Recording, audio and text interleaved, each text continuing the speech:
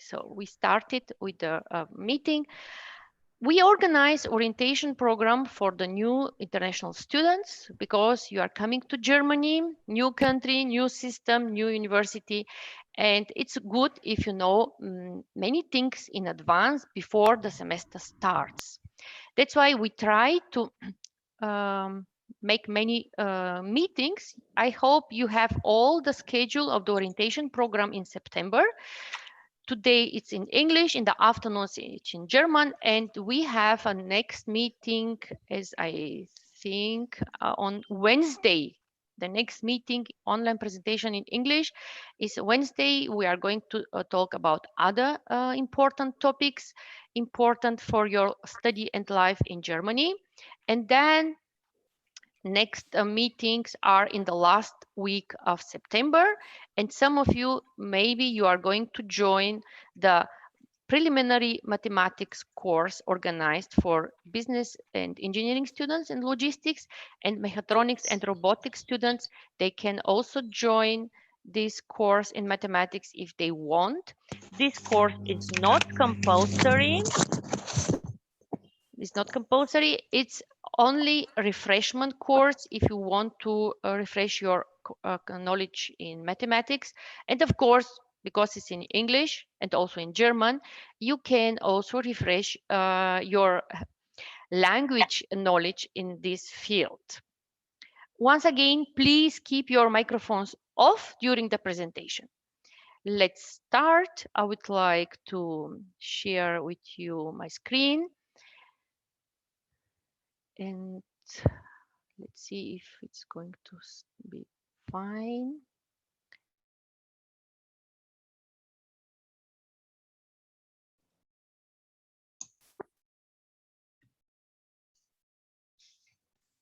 Oh,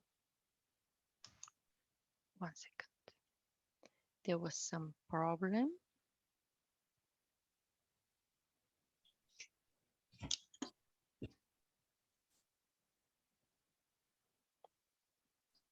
I hope you can see the presentation. Yes. Okay. Yes. Okay. So let's start in this modus because otherwise it can make some problems. For today, please your microphones off. I see some microphones on. For today, I have prepared some topics that I want to mention regarding the study. Of course, this is really important. And first, let's start with the academic calendar. On our webpage of the university, of the webpage of Student Affairs Office, I have put the link here.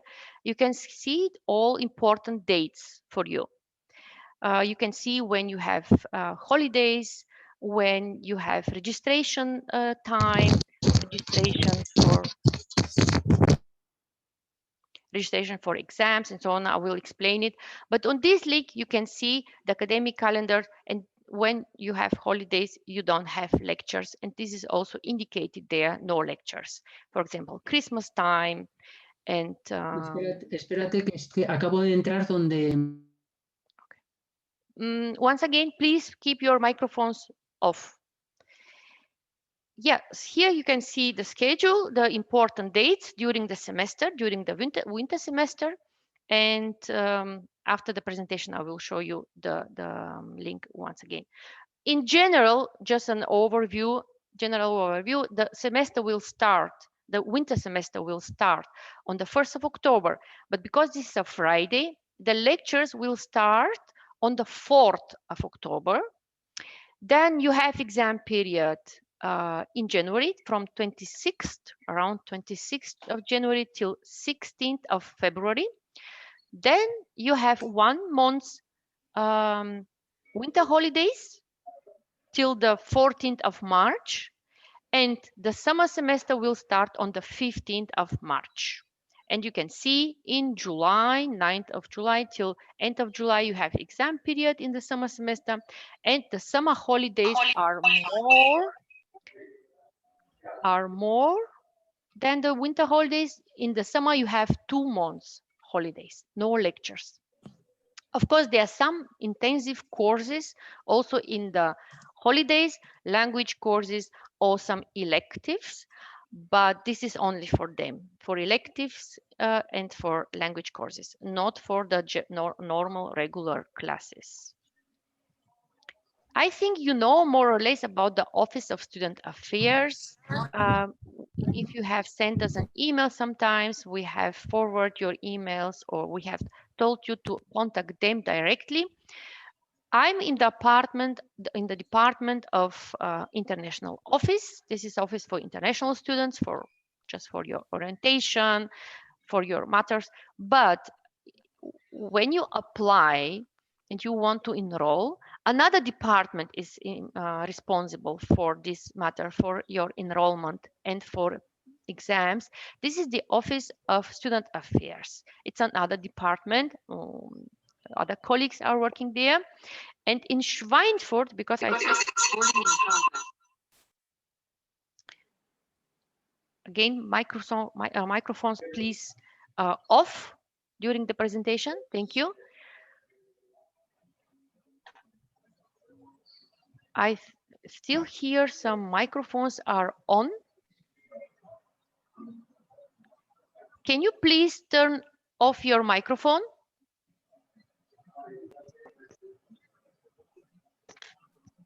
Hello? I hear some microphones are still on. Can you put them off?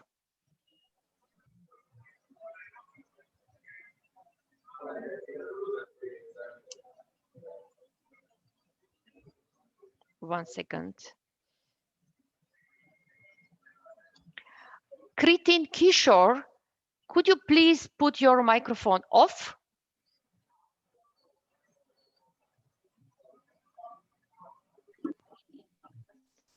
There are two people now, three. Once again, your microphones are bothering me while I present the topics. Okay.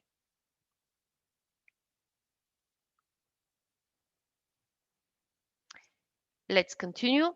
This is the Office of Student Affairs in Schweinfurt, in the campus on Schweinfurt. You can see the address of them is Ignaz-Schonstraße 11.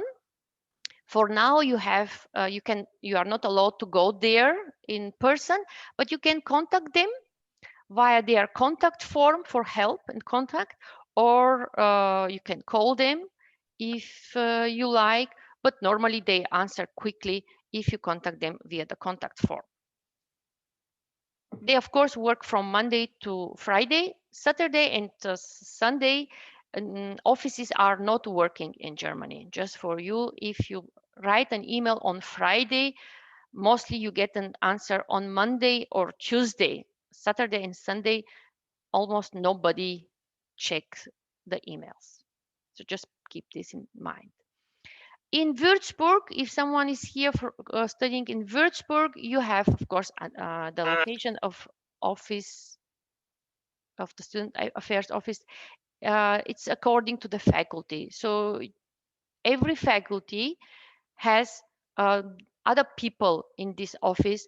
They are responsible for all issues for the students in that faculty. That's why people they differ from faculty to faculty, and they sit also in different buildings. But as general, this is the office, but they have different places. You can see in Würzburg they have 3 addresses. They sit in 3 buildings. As I said, they are in charge for the topic of enrollment. That's why if you have some problems or questions, you always have to contact them. We as international office are not in charge for the enrollment. That's why mostly we forward your emails or that tell you that you have to contact them. For the exchange students, I think there are no exchange students now here. I have a meeting with them tomorrow. We have the topic with the health insurance. Exactly. So I think most of you are already enrolled, but if still someone is not enrolled, only if this person has got the admission email, you have to enroll. There's a link in the admission email You follow the link, you click, and then you have to make the steps in the application portal. You have to enroll, and during the enrollment process, you are required to upload some documents. And one of the most important, this is the health insurance proof. We had a meeting in July. Maybe some of you have not joined that meeting in July. That's why I repeat maybe some information. The health insurance, it's a must in order to enroll at a university in Germany. You cannot avoid it. You have to have a health insurance. And how you can get the health insurance, I think after several slides, I have prepared a little bit about this topic.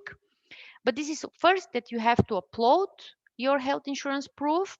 And after the enrollment, you will get a payment order.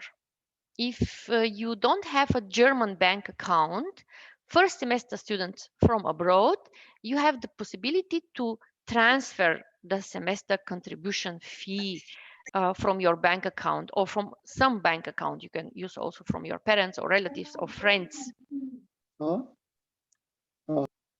Microphones, please, off. Exactly. Once you complete the steps of the enrollment, you are going to receive in that application portal a payment order so that you have to pay. These are not tuition fees. Our university is a public university and you don't have a tuition fee for your study, but there is a semester contribution fee. It's more for using canteen, using the public transport. This money is not received by the university. The university forwarded to Studentenwerk. Studentenwerk is one organization offering student dorms, canteens, and part of this is going also for the public transportation. So don't think that semester contribution fee goes to the university. No, it goes to other institutions, public institutions. This is one thing, and you have time till end of September to pay this money. But it's better if you pay the money, the semester contribution fee, until the middle of September. Why? Only after the payment and only after the money has arrived at the account of the university, then you are going to receive your student login data. Having your data, then you can use all the platforms that I'm going to show you today, and you are actually enrolled. Completely enrolled are you after submitting the health insurance and paying the money, not before. Okay. I think I am going to repeat it almost every 5 minutes. Microphones should be off during the presentation. Okay. So once you are enrolled, fully enrolled, after payment and health insurance submitting, you are going to receive also a student ID card. If you have inserted in your application portal a German address, the Student Affairs Office will send you the card via post to your German address. If you don't have a German address, then this card is going to be sent to us, to the international office. And our tutors in Schweinfurt and in Würzburg are going to give you this card after making an appointment. So once you arrive to Germany, write an email to us to welcome, as you can see here. And then our tutors are going to send you a day and date, a time when you can go. They will send you also the address. The address is also here in Niederwerner Straße, but don't worry, the email is going to be written also. So you need an appointment in order to get your card if you don't have a German address in your application portal. The same in Würzburg. And in addition, you receive a student ID card first, and then you receive internet login data. We call it sometimes student login data because this is a key number and password. With this, you can use, for example, the internet at our university in the campus, but also you can log in. You can log in some online web pages that are important for the students. I will show you the web pages now. And the last, you receive a student email address. It's really important to check this student email regularly, every day or every second day. It's true that you are going to receive much information. Some emails are maybe not important for you, but this is the only communication way for the university at the moment to reach you and to provide you information. So now I'm using your private emails because of course you are not, maybe you don't have the still your login data and your email address. But once the semester starts from the 1st of October, mostly professors, student affairs office, faculties, they use your student email. And there is no excuse if you say, I don't check my student email. They say, this is your problem. We don't use your private email anymore. And they send all the information to your student email. If you don't check it, then you miss the information. And this is not excuse that you don't check the emails. A little bit now about the topic of health insurance. I think mostly you know what is required. Every student in Germany must have a health insurance during the whole study. If you come from a country from the European Union, normally you can also use your insurance from home, from your home country, if you have this European health insurance card. So if you have public insurance in your home country from the European Union, if you have this card, you can use it during your study here. In any case, you have to contact a German health insurance, show the card, and get the confirmation. Without the confirmation, you cannot enroll. So don't send this card to the student affairs office or don't upload this card because they will return your enrollment. You need a confirmation from the German health insurance company, so statutory company. This is a big problem. Somehow students, they don't understand. They just send us their original insurance from home, but we are not experts in health insurances. That's why we rely on the health insurance companies in Germany. They have to check and give you the confirmation.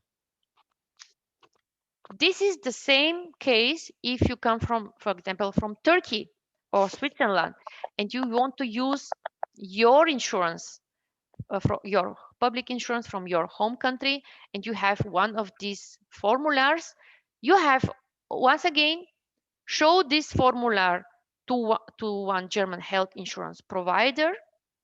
We have put some of them on our webpage. Here's the link.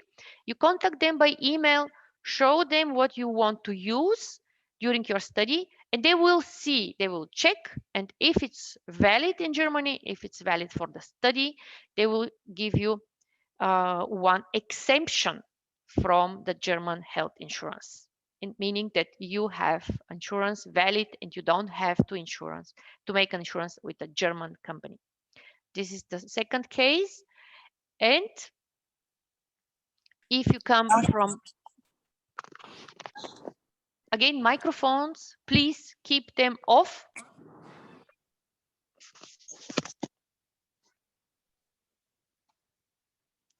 If you come from a country which is not in the European Union or doesn't have a social agreement with Germany, like Turkey or Switzerland, we recommend you to take a public health insurance in Germany if you are not older than 30 years. So one of these companies in Germany are AOK, TK, DAK, Barmer. They offer almost the same, you have to pay almost the same monthly contribution. And for students, they offer almost the same services. You can contact them and ask that you are interested to make an online contract with them, and they will send you the documents, or they will send you the link where you have to register. If you are older than 30 years, then you can, of course, you can choose a public health insurance in Germany, but you pay more than students under 30 years. And that's why many students older than 30 years, they take out a private health insurance in Germany. If this is your case, please contact us, or if you have some company that you want. In any case, if you make a contract with a private health insurance because you are older than 30 years, you have again to contact the public health insurance in Germany, show them your private insurance, and get the exemption confirmation that you are exempted from the public health insurance. This exemption is during the study, during the whole study. Once you finish the study and you want to start to work, you can again take out a public health insurance. This is the law. Don't ask me why they, they made this regulation. Exactly. The German statutory health insurance more or less is 100 euro per month. Maybe it sounds too much, or it's not too much, but it sounds much. But you have to understand that medical costs in Germany are really high.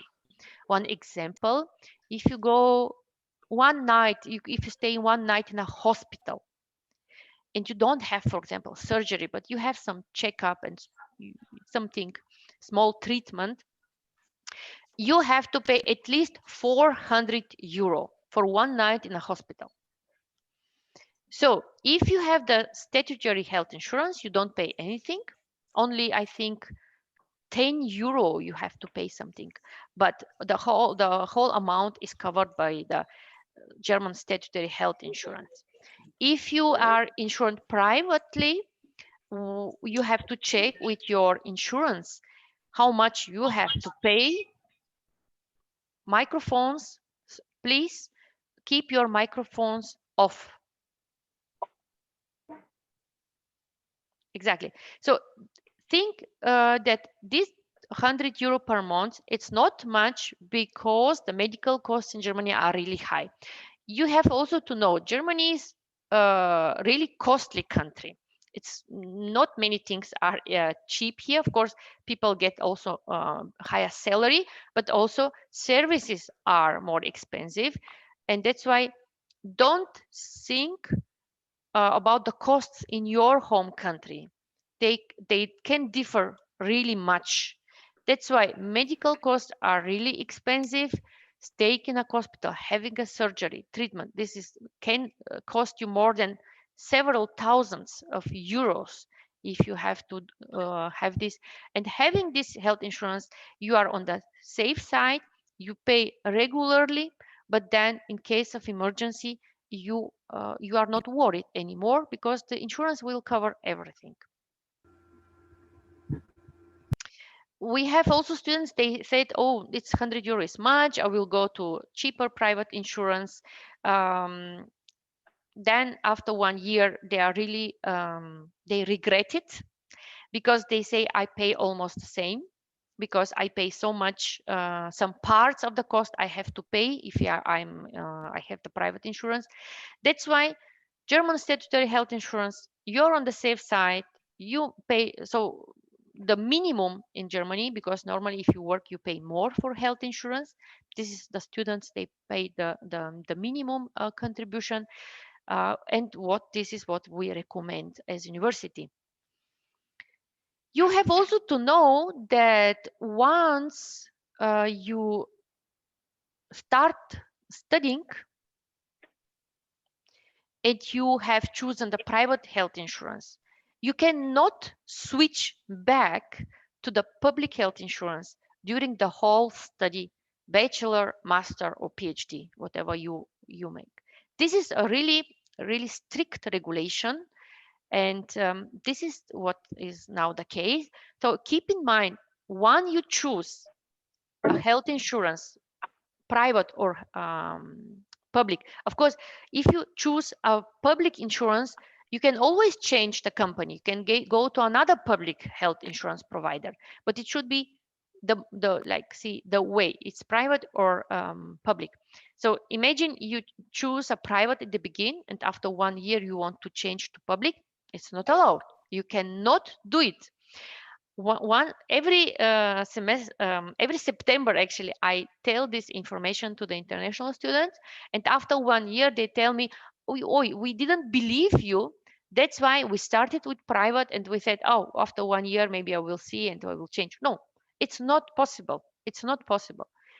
That's why we tell you, start with the public health insurance, and after 1 year or 2 years, you are allowed to change to private. But the way back is not possible. This is the regulation. From public to private is possible. From private to public during the study is not possible. And this is a big problem, of course, this regulation. And you can change only when you complete your study and you start to work. This is what is really important, and this is what you have to know. So think really much now. Really, do you want really to get to start with a private insurance, because you are bound to the private insurance for the whole study? And if you want to do a master afterwards, you still are bound to the private. And they are these private insurance, they are cheap, but they are only, you can use them only in the first 4 or 5 years. And after this, you have to pay a real private insurance, let's say. So this private insurance for students, they are for short time, 4 or 5 years. And after this, the private insurance is actually more expensive than the public insurance.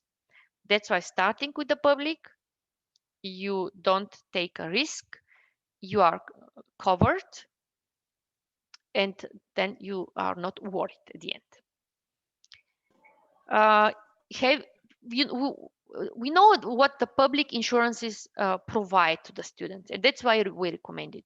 But we don't know what private health insurance is provided. So there are different tariffs, different offers, and so on.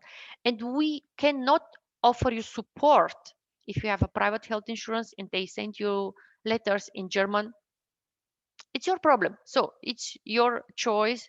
We cannot support you in your communication with private health insurance. This is your task, and we cannot make anything if you have problems with them.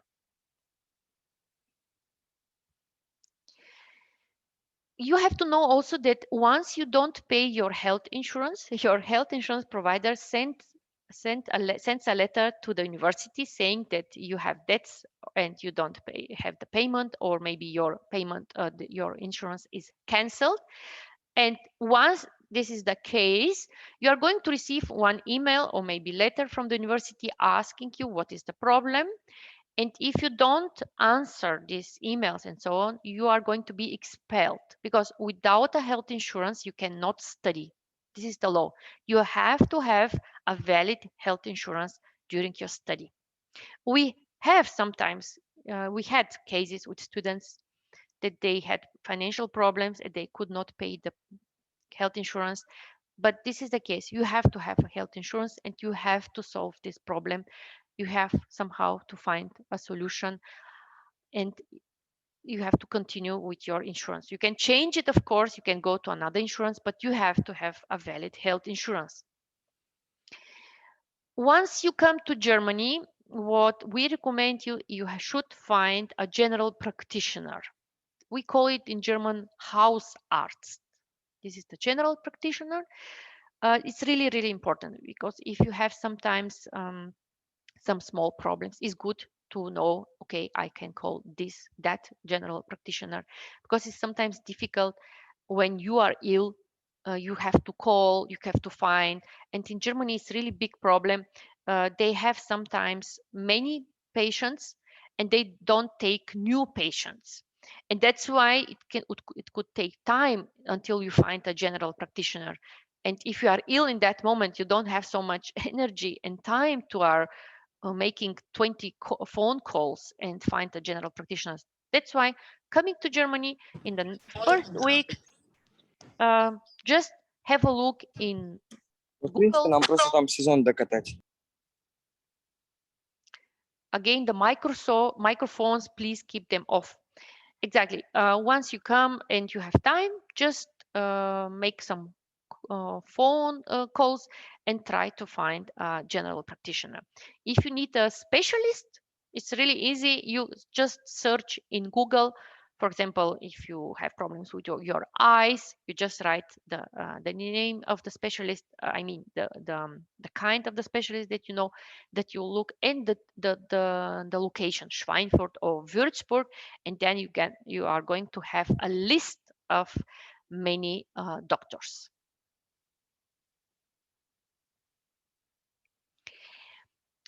I would like to mention also one insurance which is not compulsory, and I see that the same people are turning on their microphones.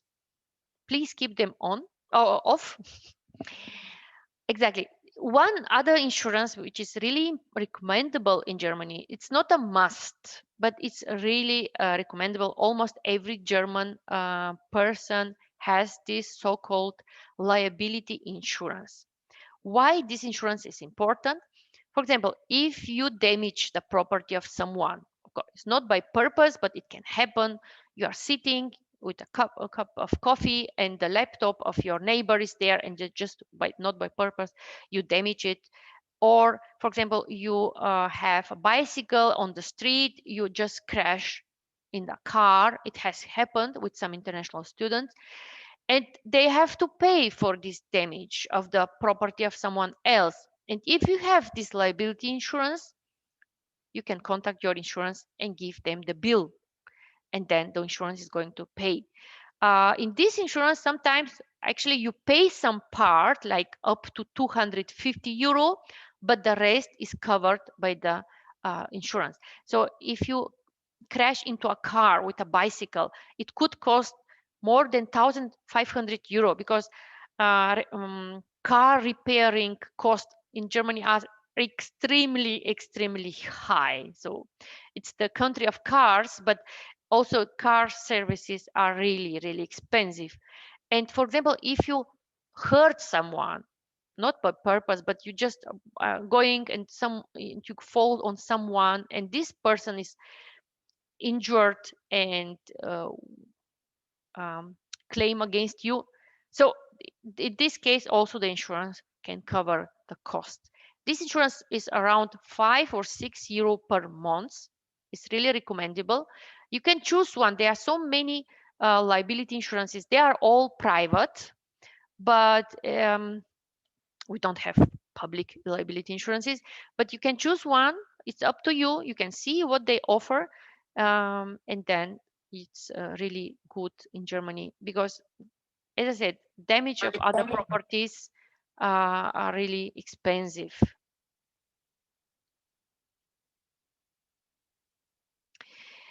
If you are worried about this because you still don't have your visa and you maybe are going to arrive in Germany in October or in November, you can say this to your health insurance company, to the public health insurance, and sometimes, in many cases, they wait for the payment.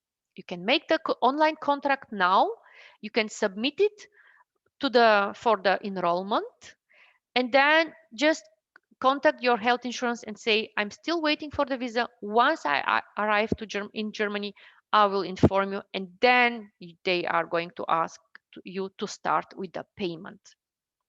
So this is one good option. If you come to Germany, and of course you need a bank account, for many cases, you can choose, of course, one bank of your choice. What we can offer, we support students in Schweinfurt with opening a bank account in the bank of Sparkasse. Sparkasse is really popular here. It's a bank, it's a local bank. And Sparkasse in Schweinfurt, they offered us this support. They said, okay, we can make these accounts quickly, but with the help of the university. It means if you are interested in opening a bank account in Sparkasse, don't go to the bank. Just send us an email that you want to have a Giro account with them, No, it's not a blocked account. It's a normal bank account. And then a tutor is going to send you one file that you have to fill with your personal data. The tutor is going to forward this data to the bank. The bank is going to open the account and send you the papers to your address in Germany. And then you have to sign these papers and bring them in person back to the bank. And then the account is open. So you don't have to make an appointment and so on at the beginning. That's why don't go to Sparkasse in Schweinfurt. Send us an email and then we will support you. If you study in Würzburg, unfortunately, we don't have this offer of Sparkasse in Würzburg. You have to go and you should call, make an appointment, and open a bank account directly in one bank that you want, of course. And also в Чехии. I see Diaz. I would like to ask you really to keep your microphone off during the presentation. Okay. If you have already a rental contract, I don't think many of you have, but still, if you have, normally the phone number of the supervisor of your dorm is written. Alles okay? Alles okay, gut. Sehr schön. Alles gut. Okay, it's fine that everything is fine. So normally the phone number of the supervisor is written in the rental contract. So you should keep in mind, in Germany, the supervisors of the student dorms, they don't work on Saturdays and Sundays. And they work normally from 8 till 4 p.m. This is really important. So they don't work 24 hours like in some other countries in the student dorms. Here they are like, mostly they don't live in the student dorms. Sometimes they have small apartments, but they have another house outside the student dorm. That's why they have this working hour. It's important that you know, if you arrive and you want to get your key, you should consider their working hours. So you should pay attention to this. And if you have some problem, if you arrive after 4 p.m. or if you arrive on the weekend, and you could inform us and we will try to find a tutor to give you the key, to get the key before you arrive and then to give you the key after your arrival. But if you don't inform us, so you have to know these are the working hours. Some faculties, they offer a buddy, but in Schweinfurt, almost no faculty offers a buddy program. That's why it's going to be difficult. But we have some tutors who are going to support us during September and October. That's why in case you arrive outside the working hours of the supervisor and you know this, you can inform us, but don't inform us on that day. You know your flight tickets, you know when you arrive, and you should calculate the time. That's why please inform us at least 1 week in advance. We had cases, students, they informed us and said, in 1 hour I'm arriving. So you can imagine the supervisor is not in the dorm. We cannot get the key. I cannot find so quickly a tutor. So just think a little bit and inform us in these cases at least 1 or 2 weeks in advance, and then we have enough time to find the supervisor to get your key. Otherwise, it's really difficult. There are also tutors in the student dorm, but if you don't inform anybody, if you don't ask the supervisor, if you see the phone number, you can contact him and ask if he can let the key to some tutor in the student dorm. And if he does it, so you know the room number of this tutor, and then you can get the key from him or from her. So you have to think about this. Don't put everything in the last moment, but because in the last moment, maybe we are not able to help you. Okay, now you know about the quarantine regulations. Not everyone has to stay in quarantine. For now, the quarantine regulations in Germany are like this. If you enter Germany from a risk area, this list of the risk area is updated almost every day. So you can check, once I send you the email, you can check the risk areas according to Germany. And if your country is in this list of risk areas, you should stay in quarantine of 10 days. But you can shorten the quarantine on the 5th day of your arrival if you make a test, PCR or rapid test. Or if you are vaccinated, fully vaccinated, and you were recovered, so you were ill with this virus, you could be then exempted from this quarantine of 10 days. So if you are fully vaccinated or recovered, you have to upload this certificate on that portal. After arrival, you register that you arrived in Germany. If you are from, I'm talking about countries in a risk area. If your country is not in this list, so you don't have to stay in quarantine and you don't have to do anything. But if you come from risk area, you have to register on this portal and you have to upload your first test when you enter the country. Or if you are vaccinated, you have to upload your vaccination certificate or your recovery certificate. That's it, actually. If you are not vaccinated or you are not recovered, then you have to stay 10 days in quarantine in your room. So there is no extra hotel, or you can stay at a hotel, of course, but I mean, there are not extra places where you have to stay in quarantine. People come normally. If you have an address, you go to your address and you stay in your room, and you are not allowed to go to shopping. If you need food, also inform us several days in advance, and then a tutor is going to buy a food for you. But we had many cases last year.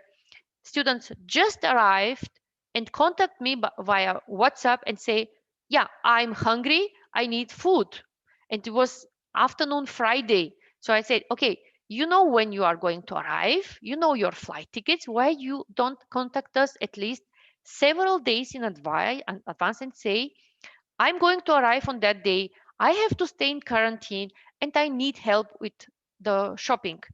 And this moment, if we have several days, I can find a tutor to organize everything, and then this tutor is going to shop for you.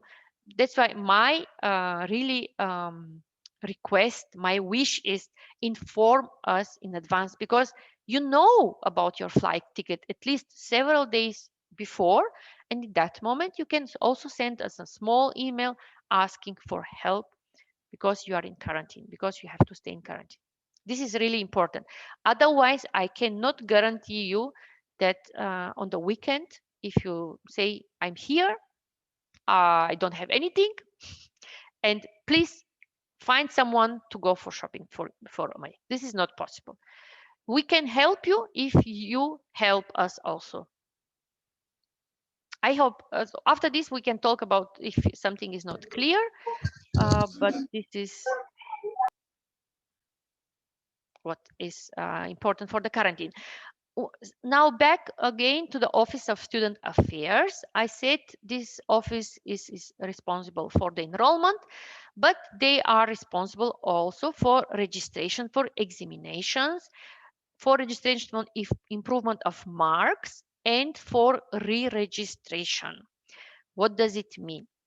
In Germany, students are enrolled per semester, not per year. In some other countries, you are enrolled per year, but here only per semester. So it means every semester you have to re-register for the next semester. If you don't do it, you are expelled. You cannot continue with your study. So every semester you have to register for the next by paying the semester contribution fee. It's really easy. Don't worry, I will show you the portal. But you have to keep in mind that the Office of Student Affairs is responsible for these 4 topics. Maybe one thing again. So examinations. At our university, you have to register for an exam. If you don't register, you cannot take this exam. If you are not in the list for that exam, On the day of the examination, if you go, you are not allowed to write the exam. Maybe they will let you to write it, but then the examination commission is going to decide if they will accept your exam. So this is a risky. That's why you always have to register for exam if you want to take an exam. The registration is online. This portal I will explain you now. Okay. If you lose your card, if you lose your student card, don't worry so much. You write an email to our help desk of the IT service center and you just explain them what has happened. They will issue you another card. But you have to know every card, every second, third card, you pay 20 euro for this card. For the first card, you don't pay. But if you lose it, for every next card what is issued, there are some administration fee for this. But if, for example, the card doesn't work, it's not your fault, then you inform them, they issue a new card and you don't pay this extra fee. The extra fee is only if you lose the card. Of course, if you find a card, it will be perfect if you submit it to the post office of the university. We have also service desk, also library. So if you found a student card, just submit it there, and then other students can also, before they apply for a new card, they can ask in these places if some card was found. We have also a Facebook group, so you can make a picture of this card, post it, maybe someone will recognize his or her card, and then it's easiest way you find your card. I mentioned already the student email.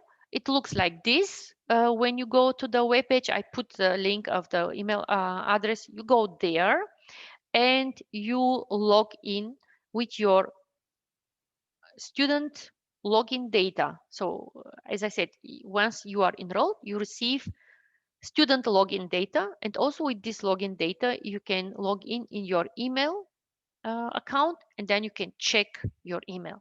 If you want to write an email to another student, this is the format. It's always your first name dot second name and then student FHWS.de.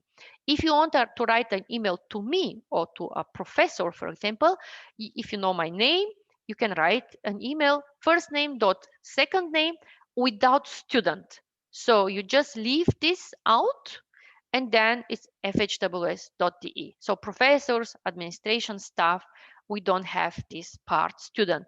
But if it's a student, in his email, you have to put this word.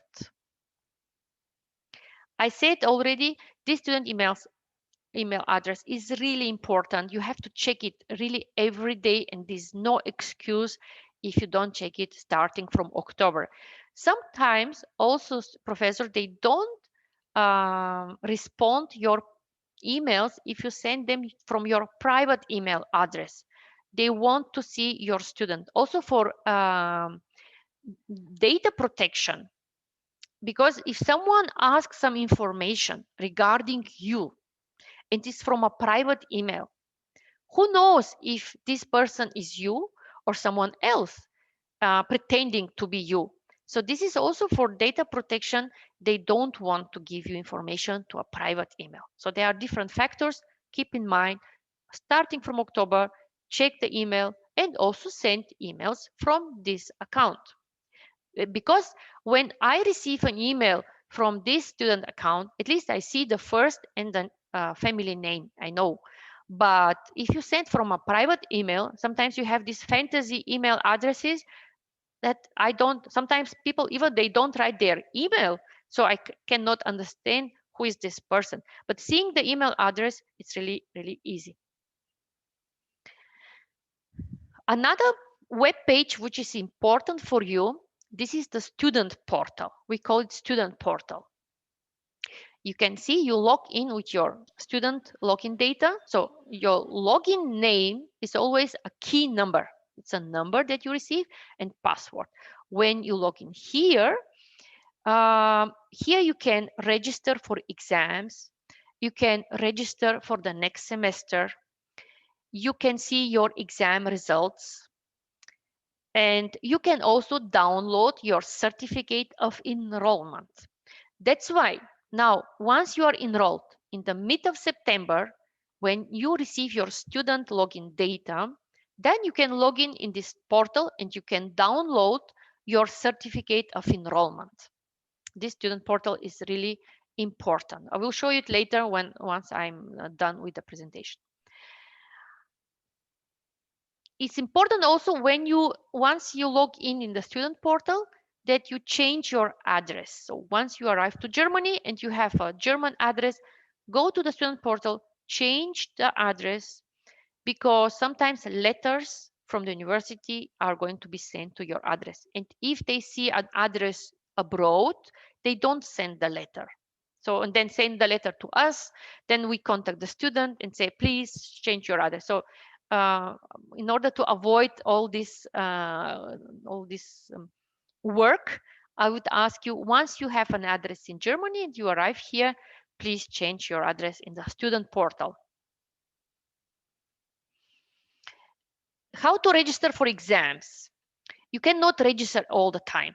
There are 2 weeks time where this in the student portal, the registration for exam is active. So once you are in the student portal, you will see different categories, documents, exams, re-enrollment, re-registration, and so on in different categories. In the category of examination, more or less in the winter semester, exam registration is in November, 2 weeks time, from 1st of November till 17th of November. Only in this time you can register for exams. You log in the student portal, you go to exams, and it's really easy. You click and then you are registered for the exam. It's always good if you check it, and one day later, if you can see in the list that you are registered. Then if you have problems, immediately you should contact the Office of Student Affairs. During the semester, we have also tutors who are going to support you. And if you have problems to register for exam in this time, they will show you how you can do it. So don't worry about this. Important is that you keep in mind that you have only 2 weeks time in winter semester in November to register for exam, and you don't have to miss this time, because on the 18th of November, they will close this portal for registration for exams, and you cannot register for exams anymore. One other thing is then they give you, the Student Affairs Office, 1 week time after the 17th of November. You can contact them and say, I'm sorry, I forgot it. Can I register? They send you a form and you have to fill in written way that you want to register. Once these 3 weeks are over, I don't know which reason you have to show why you could not register and you want to register, because sometimes the examination commission, they don't accept late registrations.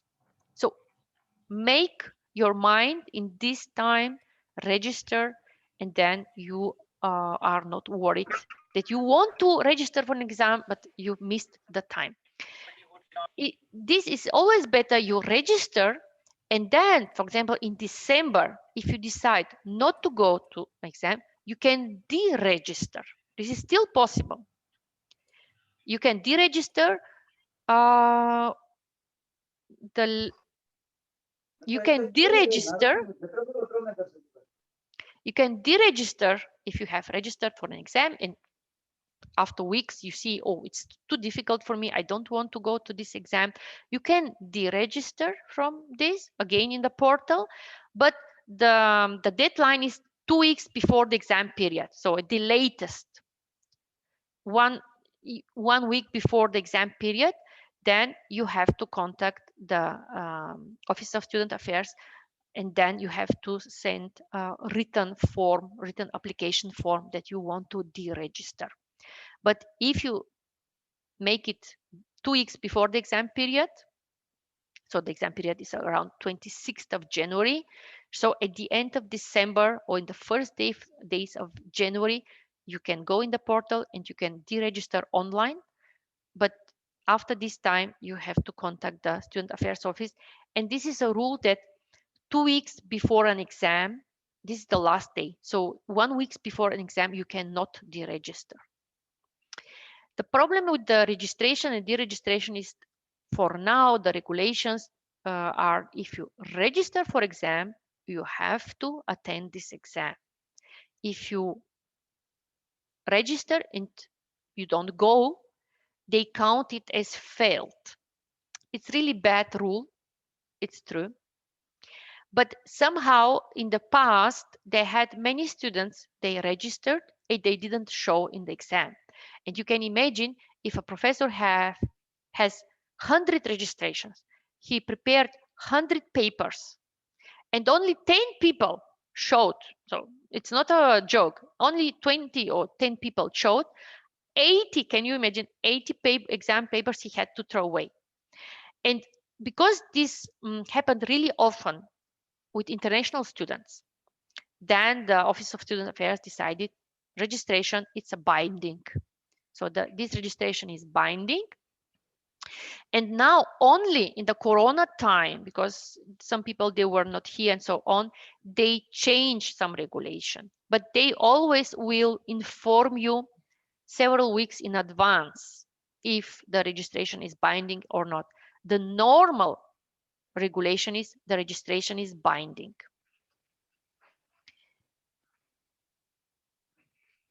Okay, so the registration for the next semester is also easy. You go to the portal, you click on the category Rückmeldung or re-registration, and then you only enter your bank account data. And then the university will take the money from your account.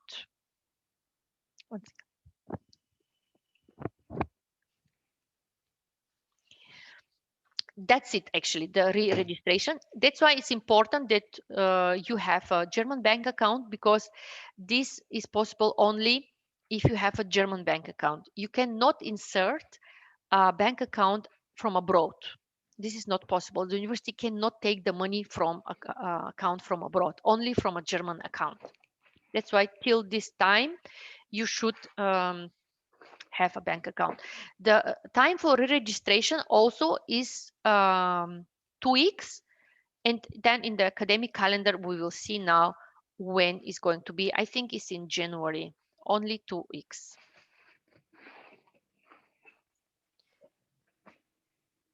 What can happen as a problem? Many students, they make this re-registration in the last day.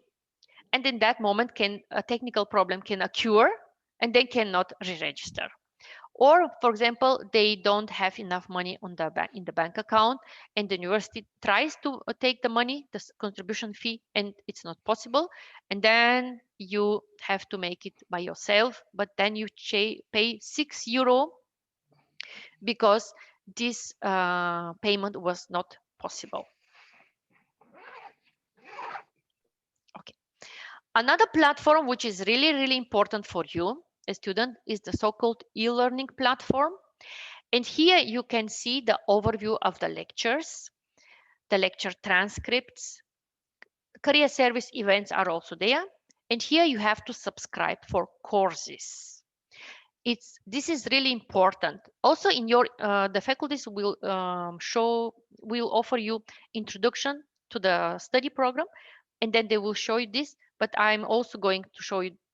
So you can imagine, there are so many students and professors, they don't know who is going to attend his class, his subject. And that's why it's important that you subscribe. I have a mistake here. That you subscribe for the courses. You go to the e-learning. We can see it later. And then you find the class and you just click on the button subscribe. And that's it. Once you subscribe, the professor can see all the names of the students in his class, and then you are in this so-called virtual room of this class. And here, especially for first semester, if you want to attend online classes, they will put all information in that course. But if you don't subscribe, you cannot see the information. I will show you a little bit later. So we don't have so much time, but I hope. So Another thing which is really important is the study examination regulations of your faculty. All faculties, all study programs, they have this so-called SPO, and it's on the web page of the faculty. You should find it and read it. It's a little bit one PDF file, a long PDF file, but you can see everything here that information about exam deadlines, bachelor thesis, exam failure, what happens if you don't pass an exam, and so on. This is really important. It's in English and in German. For example, exam deadlines. You have to keep in mind you cannot postpone exam in the time what you like. So you have some basic subjects. Every study program has basic subjects. For example, business and engineering. You have basic subjects, mathematics and physics. These basic subjects, they should be taken. So you have not, it doesn't mean pass, but you should take this exam at least once till the end of the second semester. This is for the basic subjects. And for all the other subjects, you can see the exam deadlines here. It means that if you, for example, you have a subject from the first semester, if you don't go in the first semester, if you don't go in the second semester, if you don't go in the third semester, in the third semester, they will count it failed.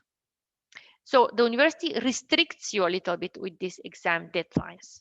You have to keep this in mind. You have exam deadline, and you can always see in your student portal when is the last date to take an exam. I know this is a little bit complicated now. In the first semester, if you don't go to an exam, you don't have any deadline. This is not a problem.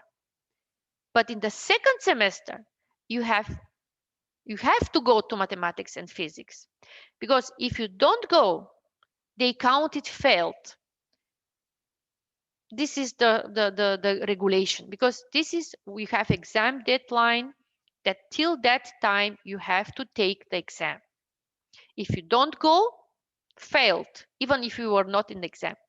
Only if you are ill at that day, you go to a doctor, you get a medical attest, you submit it, then they postpone, the Office of Student Affairs will postpone this exam deadline with one semester. But this is only the case if you are ill. For example, if something bad has happened in your family, someone has died. These are these two cases, illness or death case in the family. But otherwise, if you don't go to an exam, they count it failed first time. And these basic subjects, as I said, they differ in each program. For business engineering is this. For logistics are these subjects, mathematics and operation management. For mechatronics and robotics, you are going to have a meeting with your professor this week on the 9th. I will mention it later. Okay, keep in mind, you have exam deadlines. You cannot postpone it. And the second rule is you are allowed to take an exam at our university and also at every university in Germany only 3 times. If you fail 3 times, you are going to be expelled. Even if you have the best marks in all other subjects, if you fail 3 times in one subject, there is no 4th time. Only 3 times. That's it. And that's why I just want to tell you, it's easy to get a study place to study in Germany, but it's really difficult to complete the study. I come from Bulgaria, and we have, for example, university entry exams. So the selection is at the beginning. So not everybody can study that study program. In Germany, is the other case. It's really easy to get a study place, but you see, you have exam deadlines. You have only 3 times to take an exam. You have different selection procedures, in order to select the students. And they do it, especially in the first 3 semesters. So that you are enrolled and admitted to one university in Germany doesn't mean that you can finish the study program. I don't want to sound very pessimistic, but this is the case. It's really easy to enter, but it's not easy to finish, because it's difficult sometimes. Every exam is offered every semester, but not all lectures. So you have lectures in the winter semester and other lectures in the summer semester. Sometimes some professors, they repeat some lecture, but not everyone. It means if you don't go in the time when you get the lecture to that exam and you say, okay, I'm going to go to exam next semester, you have to know, you have to prepare by yourself, because the lecture maybe is not going to be offered. And the rule about when you fail an exam. Imagine you go to an exam in the winter semester. Somehow you fail. First attempt is not successful. Then the second attempt, you have to do the second attempt 6 months later. You cannot say after 1 year. No, the second attempt has to be made, has to be done the next semester. If you don't go, they count it failed second time. It's really strict. So just keep in mind, failed first time, you have time only 6 months. Next semester, you have to attend the exam again. We had some students, they didn't know about this rule. They didn't check emails. They don't read letters that they receive from the university, because once you fail, you get a letter and it's written there, but nobody reads. That's why we repeat it here. So second attempt is the next semester, and the third attempt, for example, you fail second time, the third attempt, then you have 12 months time. So you can do it the semester after the summer semester or 12 months, so next summer. This is the regulation, and nobody can change it. And that's why I mean, this is the way that the university restricts the students to study quick and not to postpone so much. Many professors write me emails and say, please inform international students. I cannot read their emails. They send me like WhatsApp message. Email is not a WhatsApp message. Always make a salutation phrase like hello and good afternoon, and always end with best regards or kind regards or whatever, and your name. And it will be perfect if you put your study program. You can imagine if you write to a professor. The professor has lectures in different study programs, in different semesters. Sometimes names are similar. So it could happen that 2 people have the same name. And if you just write an email and think, oh, the professor knows me, I'm regularly in his class. Yeah, but he has so many other students. And also the same to us. If you send an email to welcome, sometimes we don't have any name, and I'm writing back, what is your name? What is your study program? Because we cannot do anything. Always, please, write your name, but your full name, of course, first and family name. Perfect if you write your matricle number, so we can find you quickly in the system.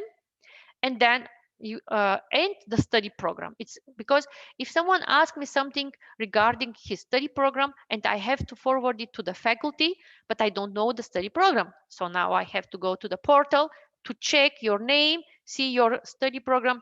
I waste time. So if you want to get quicker answer, it's better if you give us your details already, so it's easier for us to forward or to answer quickly.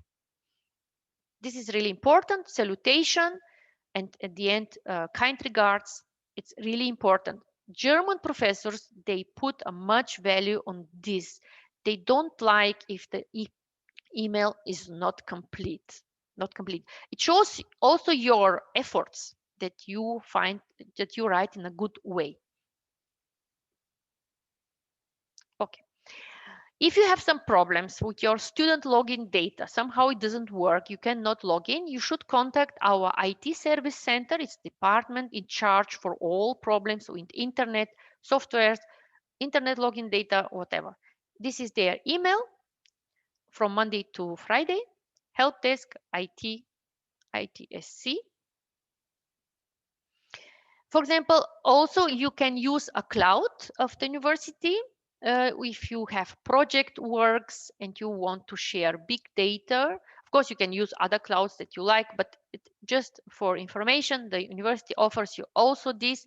But keep in mind, there is no backup system here, no security by the IT service center. Just use it for sharing file, but keep or save them somewhere else also. We have also career service. Maybe for now it's not so important, but we have career service for students studying in German. They make the events in German language. And we have also career service for students studying in English. They offer the events in English. And maybe a little bit in the higher semester, you can register. But of course, you can attend their events also in the first semester, in the second, but it's more for students looking for internship. They help you how to write a CV in Germany, how to look for internship, how to go to for in the interview. They organize also company visits and so on. So they make a lot of stuff just to show you a little bit about the business life in Germany and how you can sell yourself a little bit better, of course, during your study, and if you are interested to work or to do an internship and so on. Student support is offered by the international office, by my department. So it's not my department, but the department when I work. This is our email. Welcome. You are welcome to use the email to contact us for also small problems. If you have some doubts, some small questions, it's always better if you ask twice than you don't ask. And then we cannot, maybe you have some problem, it's difficult sometimes to solve the problem. It's better that you get information in advance. If you are not very sure, don't worry, we are happy to answer your emails, because we know that then with this information, then you can avoid problems. I have also two colleagues with me, Mr. Torsten Ziegler, he's in charge for the exchange students, so it's not for the full-time students.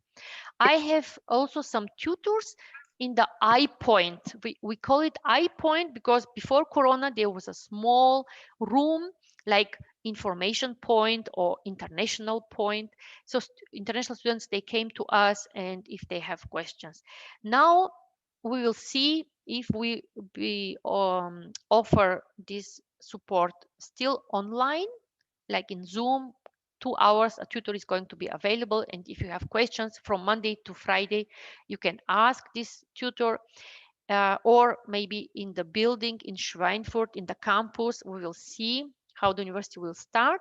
And in Würzburg, again, for full-time students and for exchange students, me and my colleague, we are at your disposal.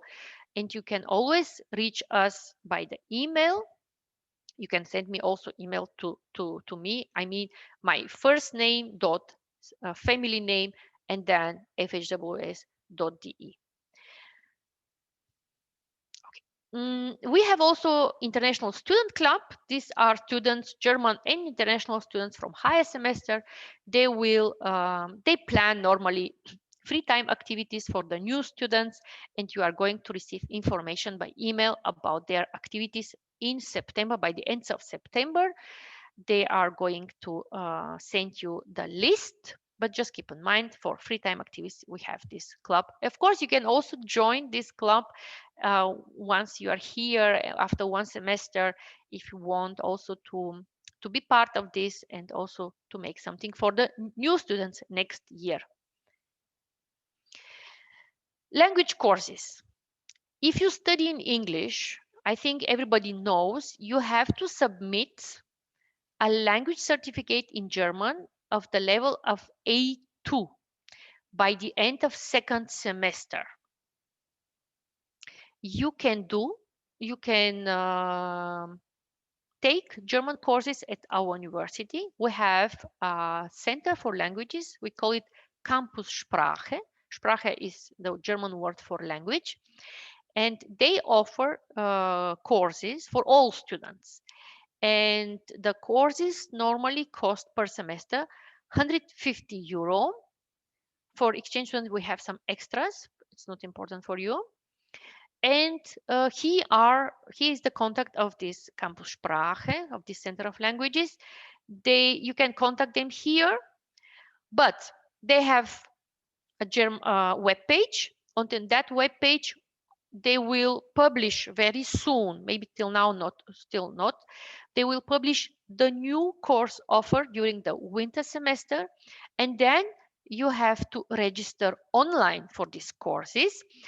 Today at, I think, 5:30 p.m.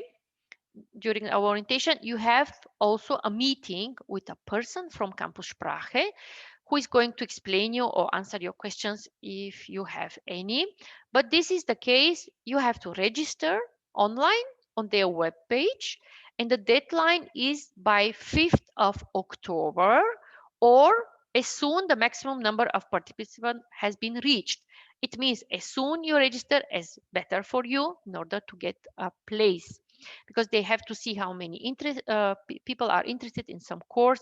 If they see there are many students, they can make another course or put you in the waiting list and so on. But just keep in mind, from the middle of September, you have to go to their webpage, see the course that you are interested in, register, and then you will get email from them with the bill, with the confirmation, and so on.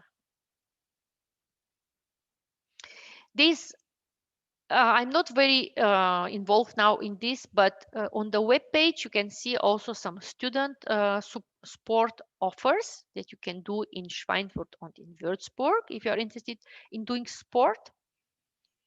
Here, a small overview of the responsibilities. Which department is responsible for what? Just an overview, because it was too much today. Exactly. Once again, if you want to open a bank account in Sparkasse Schweinfurt, don't go to that bank, to this bank, send us an email. You don't have to go there and make an appointment. Support during the semester, you can send us an email, or as I said, you are going to receive the working hours of our iPoint tutors. And once a week, we offer the so-called GAT tutorial. In this tutorial, it's like general academic tutoring. We have two tutors who are going to present every week one topic or two topics which could be interesting for you. For example, how to register for exams, or you want to scan, or you want to use the library, and so on. They will present different topics once a week, and then step by step you are going to receive information. That's why you also are going to receive the link to this tutorial. We will start first online, and we will see maybe in November when everybody is here, then we can do it also face to face. But at the moment we offer it online, and our two tutors from higher semester, they are also international students. They will explain you, they will support you if you have some questions or something is not clear or you have forgotten it, and so on. So don't worry if you don't keep in mind all the information that I have give you today. We have tutors, they will support you, and you are going to have this opportunity. Exactly. More or less, they start once a week from at 5 p.m. till 6:30 p.m. And I will send you the email with the day and the Zoom link. In this tutorial, I mentioned already, they are going to tell you about lecture, tutorials, copy machine, house arts, pharmacy, how you buy in a pharmacy here, what you pay, what you don't pay, scholarships, working, exam registration, exam rules, and so on. So all this stuff that is important for you, they will repeat it, and then you can ask them also. About the class schedule, I know many students want to know where I can see my class schedule. Faculties, they put the information on different pages. I will show you now a little bit more, but I would want to also to pay your attention that every faculty is going to offer introduction session for the first semester students. This is the link where you can see information of your faculty. Some faculties want a registration, just that they know how many students are going to attend the introduction sessions. That's why go to this link, find your study program, and if you see the registration link, I can show you this. Okay, 1 second.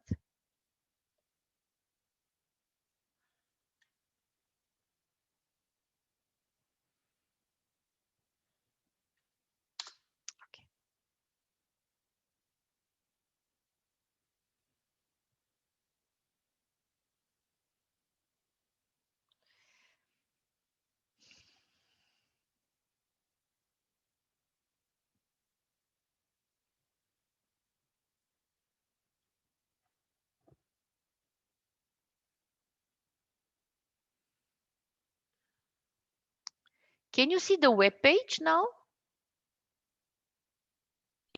Yes. Yeah. Okay. Yeah. So this is the link, and this is the web page information for new students. Welcome events for first year students. And let's see, business and engineering. You have this, and then for more There is a information, problem. You Professor? share the Zoom. I think it's the wrong page. It No, just we shows a page of from Zoom. We can't see the web. you cannot see it. Yeah, we can Okay. see it. Yeah. I hope now Yes, Yeah. now it's better. it's better. Yeah, it's better. Okay. Yes, yes. This is the link that I put in the presentation, and this is the web page. This is information for new students, welcome events for first year students.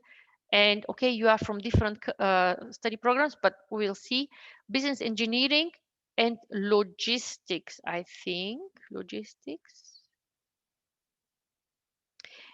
Registration possible from 13th September. Okay. And you can see here that your introduction is from the 4th of October, 5th and 6th. And you have to register. This is for business engineering and logistics. Can you see now the next page? Yeah. Yeah. Okay. FHWS. So you can see, Welcome. can you see face-to-face 5th of October, online event 6th of October? Yeah. You can see it. Perfect. Then here you can see registration. So the online registration is possible What about from robotics? the 1 second, 13th of September. Okay. If you decide to choose a digital event, okay, this is the Zoom. We use Zoom. You can see exactly. So you have to, maybe they will put the online registration somehow from the. So keep in mind, make a note. Business engineering and logistics students, you have to register from the 13th. And here are the events. 5th of October, it's face-to-face, and 6th of October, online. Okay. And logistics is the same. Okay. This is for logistics. Let's go back. You asked me for robotics, right? Okay. Yeah. This is, I will show you. for robotics and mechatronics.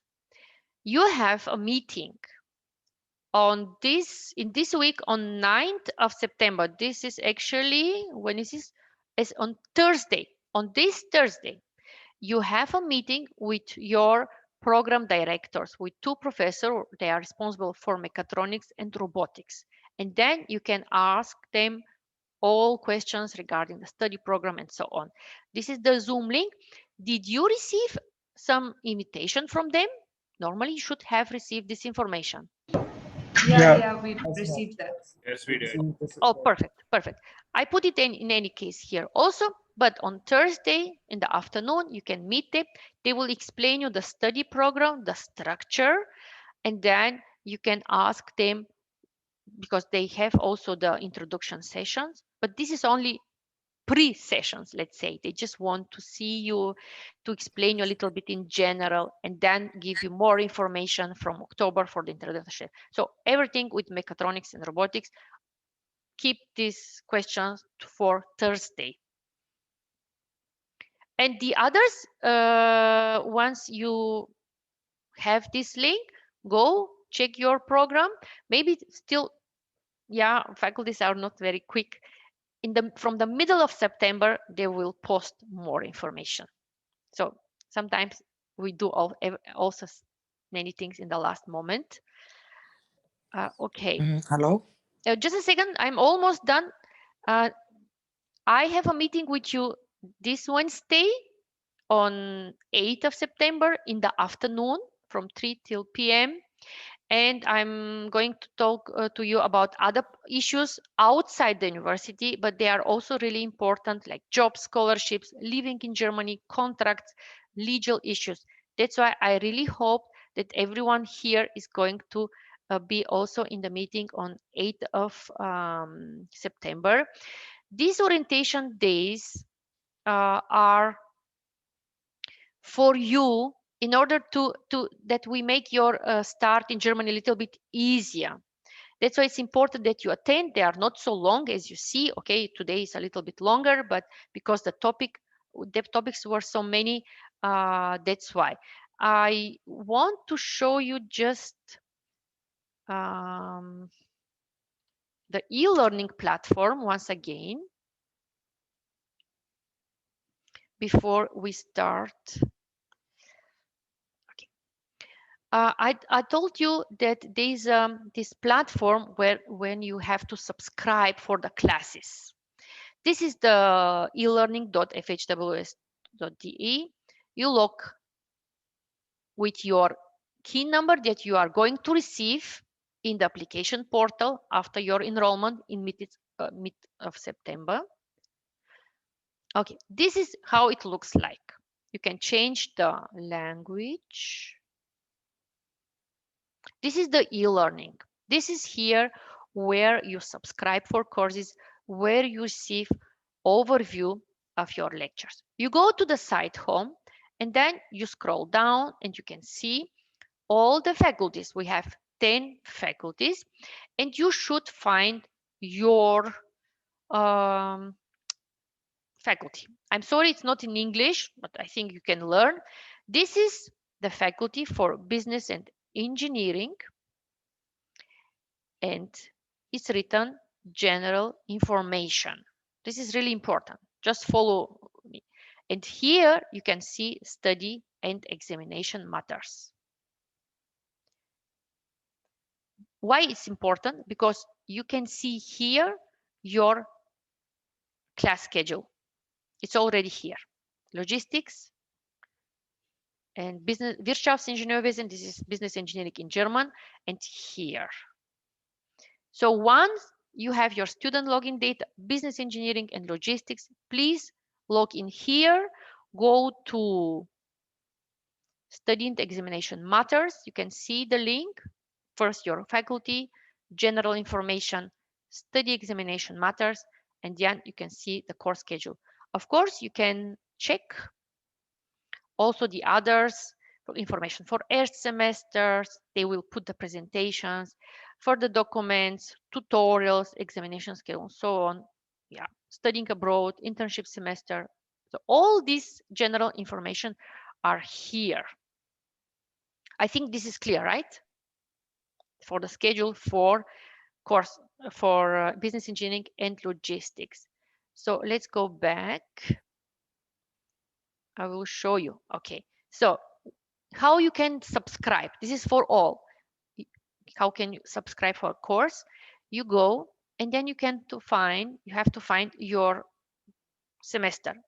No, this is winter last here. I'm sorry. Then this is winter semester 21, 22. Then you go to your study program, logistics or business engineering or Wirtschaftsingenieurwesen. Let's go here. And then you can see the classes. And if you click, I don't do it. If you click here on the class that you want to attend, if you click, then you are going to see a button, subscribe.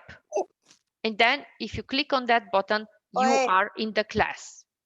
That's it.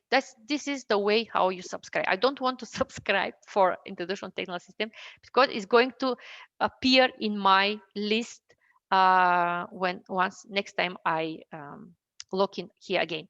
I hope it's clear till now. Do you have questions regarding this?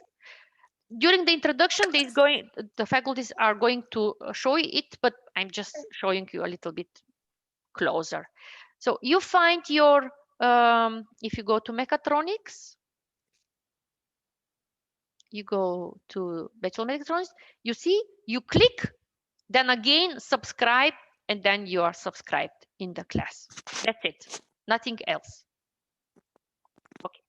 So the class schedule of mechatronics is not here in the e-learning, but it's on the web page in the intranet of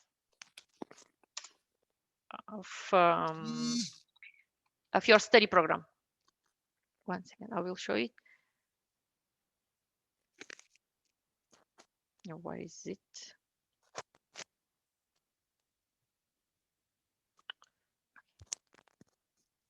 So for mechatronics students, you want to see your class schedule, you have to go to the web page of your faculty. And you have to log in here in the intranet of your faculty with your login data that you will get after enrollment. You log in and then you can see course schedule. Oh, it will be available soon. Yeah, but it's here in the intranet of IMC Mechatronics in English.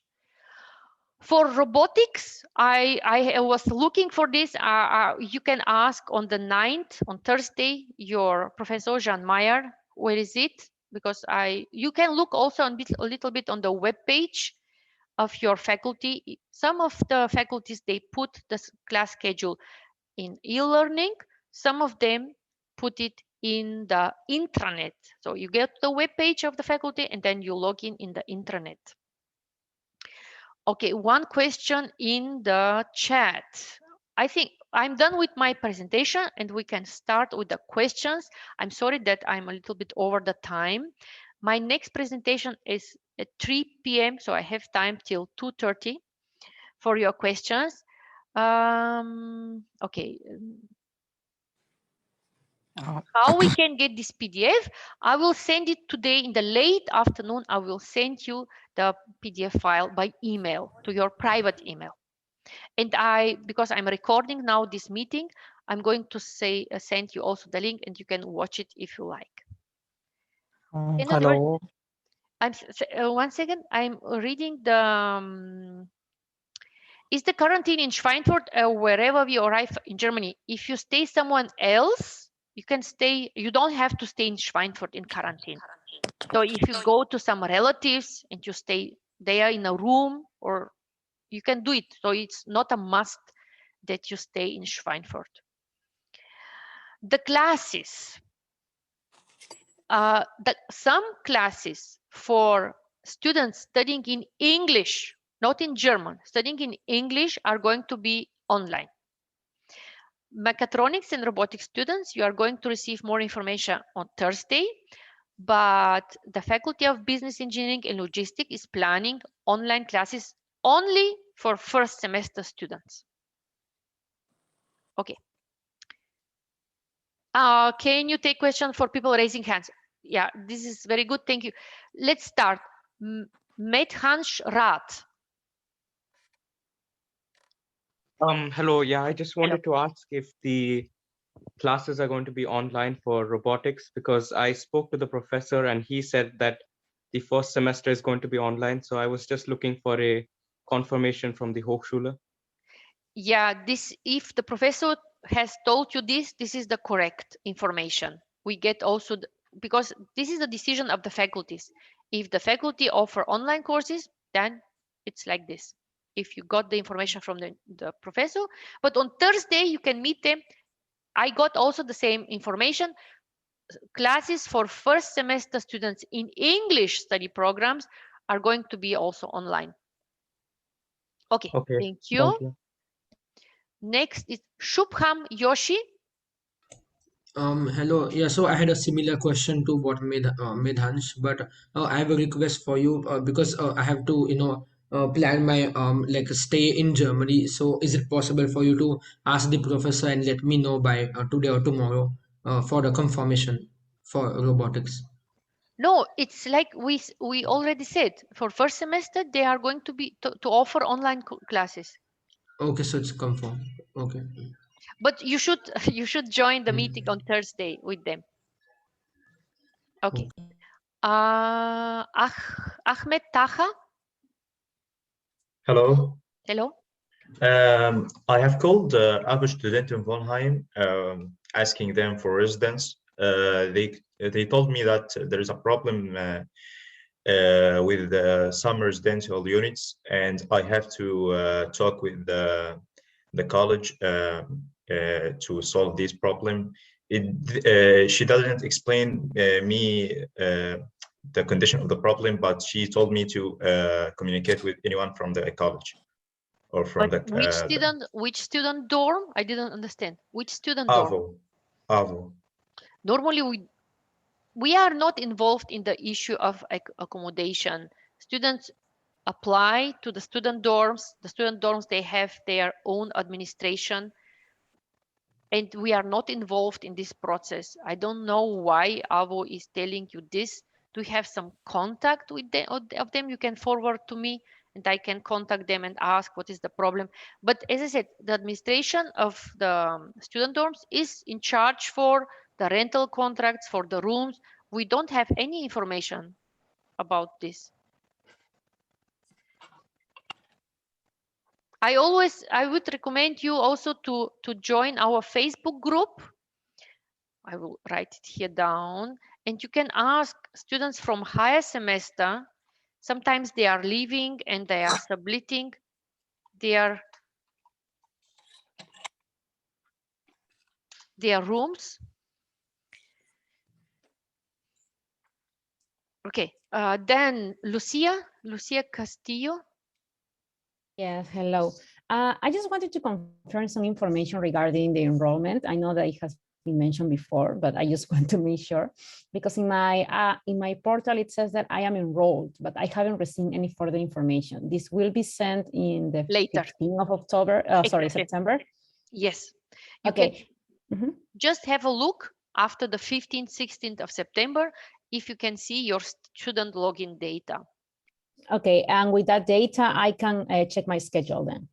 Exactly. So you can enter in e-learning, you can enter in the intranet, perfect. And all these portals. Okay, thank you. Thank you. Excuse me, I cannot raise my hand. But okay. Yes. Okay. For my certificate of the first year of university in my home country, I uploaded like a partial certificate. I now have the complete one. Do I still have to upload it? In the portal it says I'm enrolled. I didn't understand. What did you upload partly? My certificate from the first year of university on my home country. You are admitted, you are enrolled. Obviously, there's no need. So normally they make some comments what is missing. Okay, If so it's then not I, mentioned, then it's fine. okay, well, thank you. Okay. So next is Kishon Var. Oh, Yeah, hello. hello. Yeah, can you hear me? Yes. Okay. I have two questions. First of all, I want to really know about the pre-internship which I have to submit at the end of my second semester. Will the university help me to get it, or I have to manage that one? Yes. The second. It's, Uh, we don't have the capacity Yeah. to support in this issue because it's really difficult to find pre-study internship in Germany without knowing German. Even for German students, it's really difficult to find a place where they do it. We recommend you to do it in your home country because you do it in your language, and here you have to do it in German, and this is more difficult because you study in English, maybe your German is not so good. So try to find in the summer or in the winter holidays, you have in total 3 months time next year to do 6 weeks pre-study internship. Okay, I have completed German B1 level. So is it okay to get Yes. a? You can submit it. Okay. Okay, thanks a lot. And I have another question about the language certificate A2. As I completed B1, is it also compulsory for me to submit A2 certificate? No, you can submit B1. Okay, thank you. Okay, so Hello. I just go quickly. There are so many hands here. Hello. Hello. I already raised my hand before 15 Did you? minutes. Okay, I see Amal, but I see you, but in my list you are a little bit down. Okay. Can you wait? Okay, I will wait. Yeah. Okay, Antonius Fahed. Yes, hello. Hello. So you just said that for business and engineering, the first semester will be like you Online. said they will try to manage online, but then like it doesn't have like we shouldn't have come to Germany then, right? Because it's Yeah, like but for exams are going to be on campus. Exams in January are not going to be online. Maybe some exams, maybe 1 or 2 professors, but there were so many cheating cases last year that the faculties, they don't want to offer online exams. okay. And one more question, like the next orientation day, you said that we have an orientation day on 6th of September, I think, from 3 to 5. In the afternoon. Yes, so I am In German. registered. Yeah, I am. Oh, in German. Yes.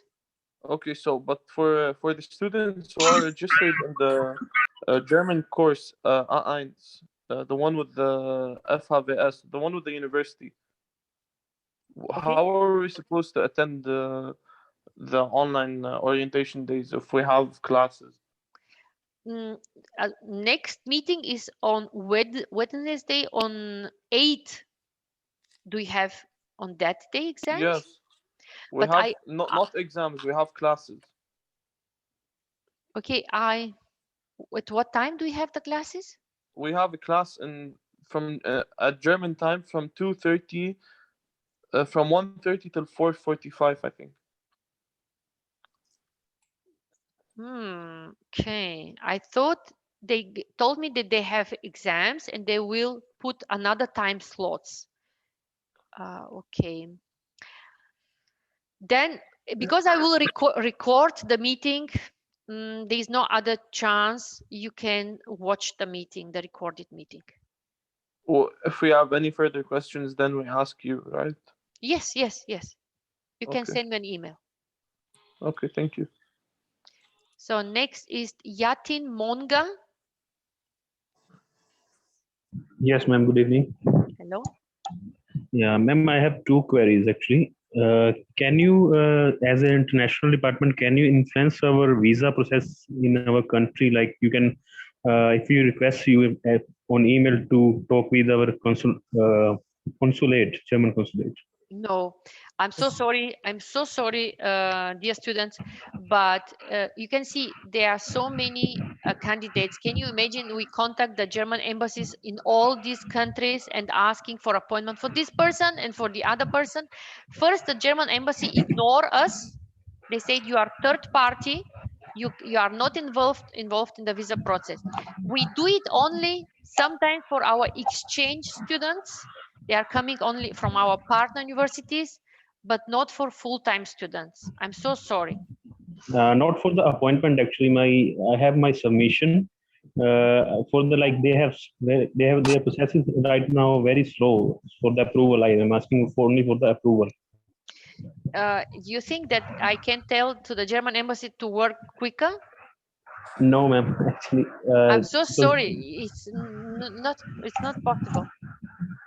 okay, and my another query is with accommodation. I have also earlier contacted you, and I am facing too much problem with the accommodation. I have contacted many landlords in Schweinfurt. They are overburdened with the many applications. For 20 rooms, they have like 100 of application or applicants. Like, so how can one make the way to like This get is a big accommodation? problem for us, and we in our department sometimes we are also desperate what we can do, because the accommodation problem in Germany, in whole Germany, is big issue. In big cities is more complicated. What we have as information, we have put it in our web pages where you can look on the private market, the student dorms, or in the Facebook group. Sometimes other students, they give information. Are you now a Facebook group? Yes, ma'am. I am already on the Facebook group of Schweinfurt. Did you But ask? right, Did you receive some information? Did you ask? I have put two or three times. I have uploaded a post regarding, but I have no such big help from them. I'm so sorry. We don't have so much. We cannot do much in this topic now. The I landlords can are, understand that the they are problem is also that asked. landlords sometimes they prefer to give rooms to students speaking German because they don't speak English and they have communication problems. This is a big issue, but we as a university, we don't have any student dorms. The student dorms, they belong to other organizations. We work with them together, but we always tell them, but Ich kann auch Deutsch. Sie haben nicht mich. yeah, I don't know how can I help you in this issue. This is, I can understand it's really not good situation, but we as a university, we cannot do much. Okay, thank you. Okay, Leonard Uche, Leonard Uche. Ah, yes. Hello. Hello. Hello. Good day. Okay. My question is regard to the previous question from Yatin. In Nigeria here, we are having serious visa problem. That's the waiting. We don't even have to. We don't book the appointment date by ourselves, and the waiting period is over a year. Previously, it was 3 to 6 months. But in going back yesterday, we saw that you have to wait over a year to get an appointment date for the visa. And for now, I can't make any commitment or take any rent contract because I don't know what to do. I'm not even sure when I'm arriving in Germany or what. Yeah, in your place, I would not sign a rental contract now because you don't even know if you are going to receive a visa and when you are going to receive the visa. So is there anything the school any suggestion or what we can do? It's a big problem with the German embassy in Nigeria. We have contacted them in March and they told us because of Corona, we have reduced our work capacity. We are very sorry. This was the official answer of them, that they reduced the work capacity. That's why everything is taking more time. the chief, my chief, he wrote the email and they said we cannot do anything. So you know the problem is the German embassy in each country has his procedure, his person, and we as a university we don't have any influence on them.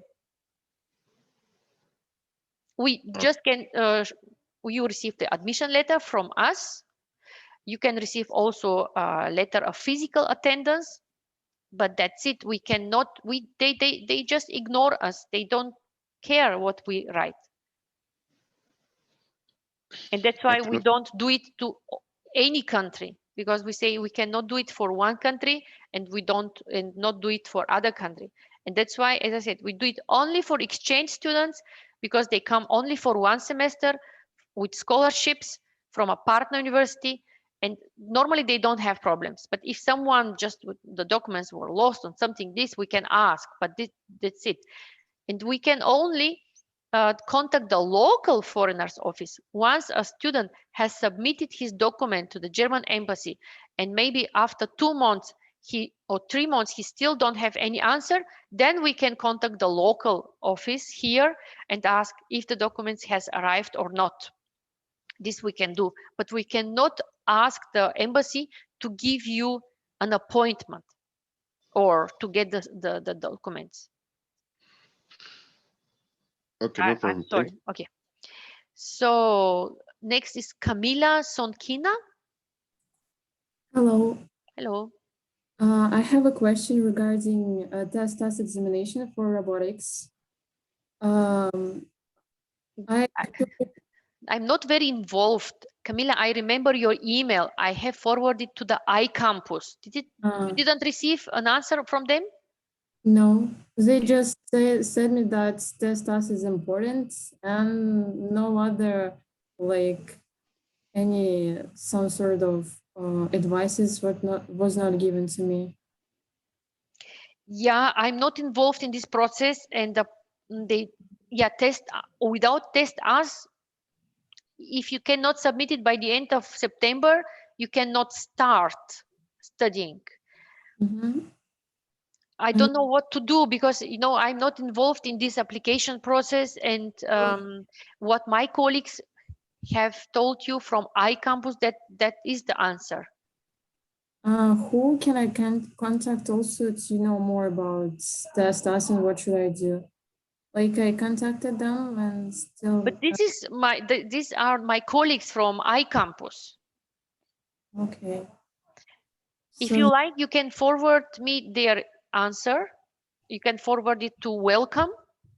Okay. Because I remember your name, and then a person, a colleague of mine who is more involved in this topic, is still now out of office, but I think she's coming back next week. Mm-hmm. Do you understand you don't have possibility to do this test in September? No, there is no possibility. It's like it's impossible. For the reasons that I mentioned in my email, like there's lots of consequences. Mm-hmm. Okay, forward it to us. I will see when this person is coming back to the office. But okay.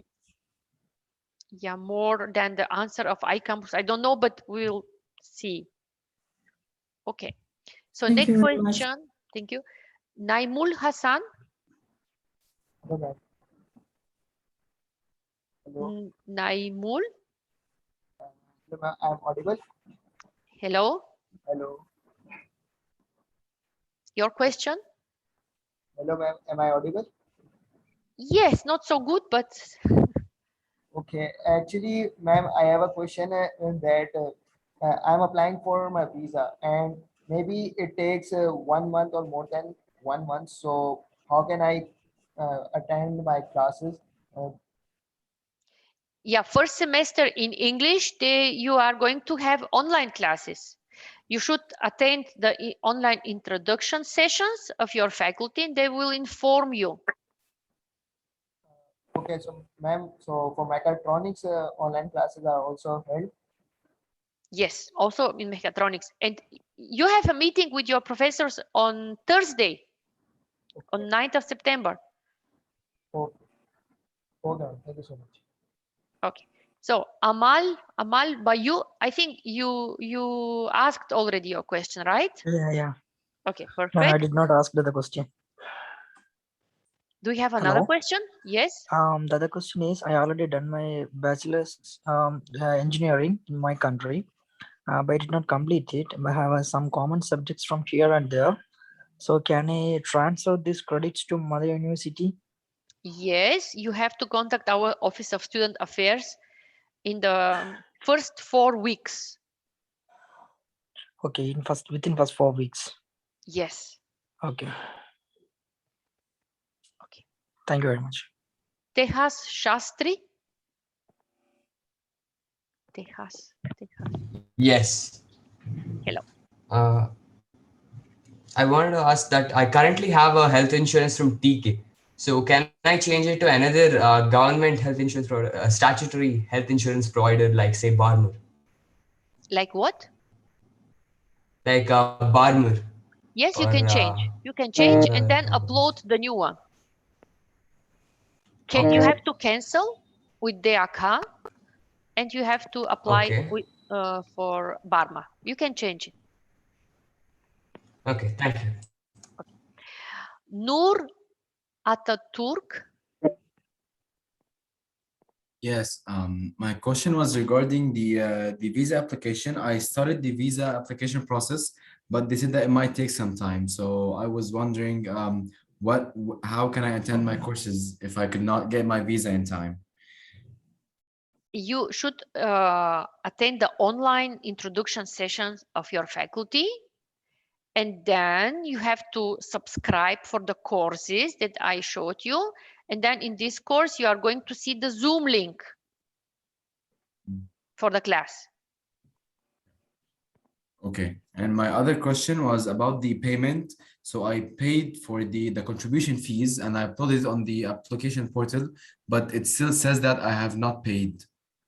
Just wait. They need some time. So the colleagues, they need maybe sometimes 5 work days.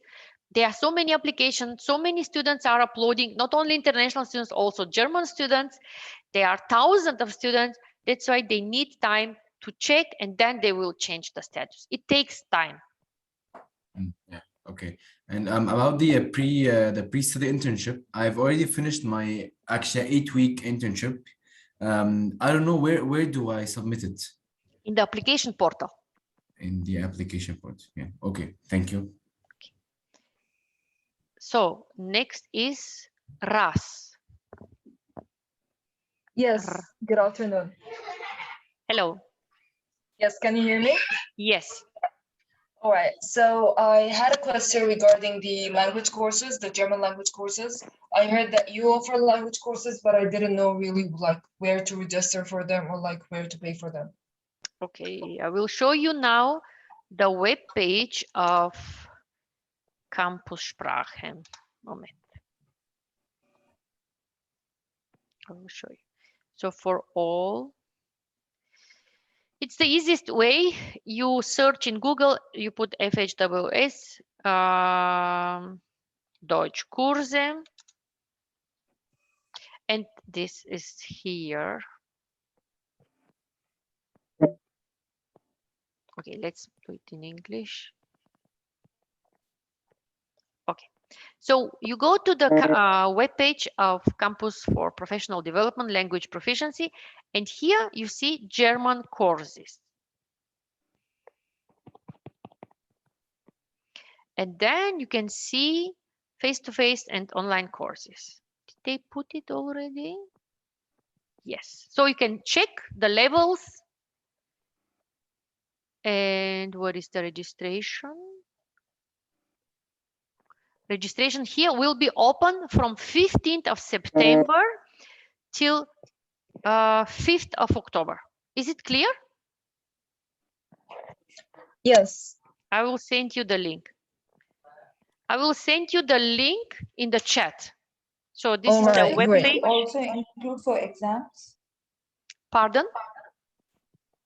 Does the fee also include for exams? Which exams? For the language courses? Yeah. once you start the course, they will tell you when the exam is. Do we have to pay extra for the exam? No. It's in the course fee. So are those exams are they applicable for use outside of the college? One second, I didn't understand. So like the exam results of those language courses. So you said that there are tests and examinations for them. Are those results applicable for use outside of the college? It depends what kind of certificates you are going to receive, because some of the courses, they have the certificate of UniCert. Then it's also valid outside the university. You have to check on the information of the course, which course has this UniCert certificate. I see. One more thing is for business and engineering program, I just saw that for mechatronics, they're going to take some online classes. So is it the same for business and engineering too? Yes, first semester in English. First semester in English is going to be conducted online. Yes. And the last question is, are there any accommodation in the university dorm available, or is it only from the next semester? I don't know. These student dorms, they don't belong to the university. We don't manage these student dorms. It's the management is by other institution. It's called Studentenwerk, but they are also some private student dorms. So every student dorm has his own administration, and you have to apply directly to this for this student dorm, and then you see if you get an offer or not. We don't have any information if they are full or not. I see. All right, thank you.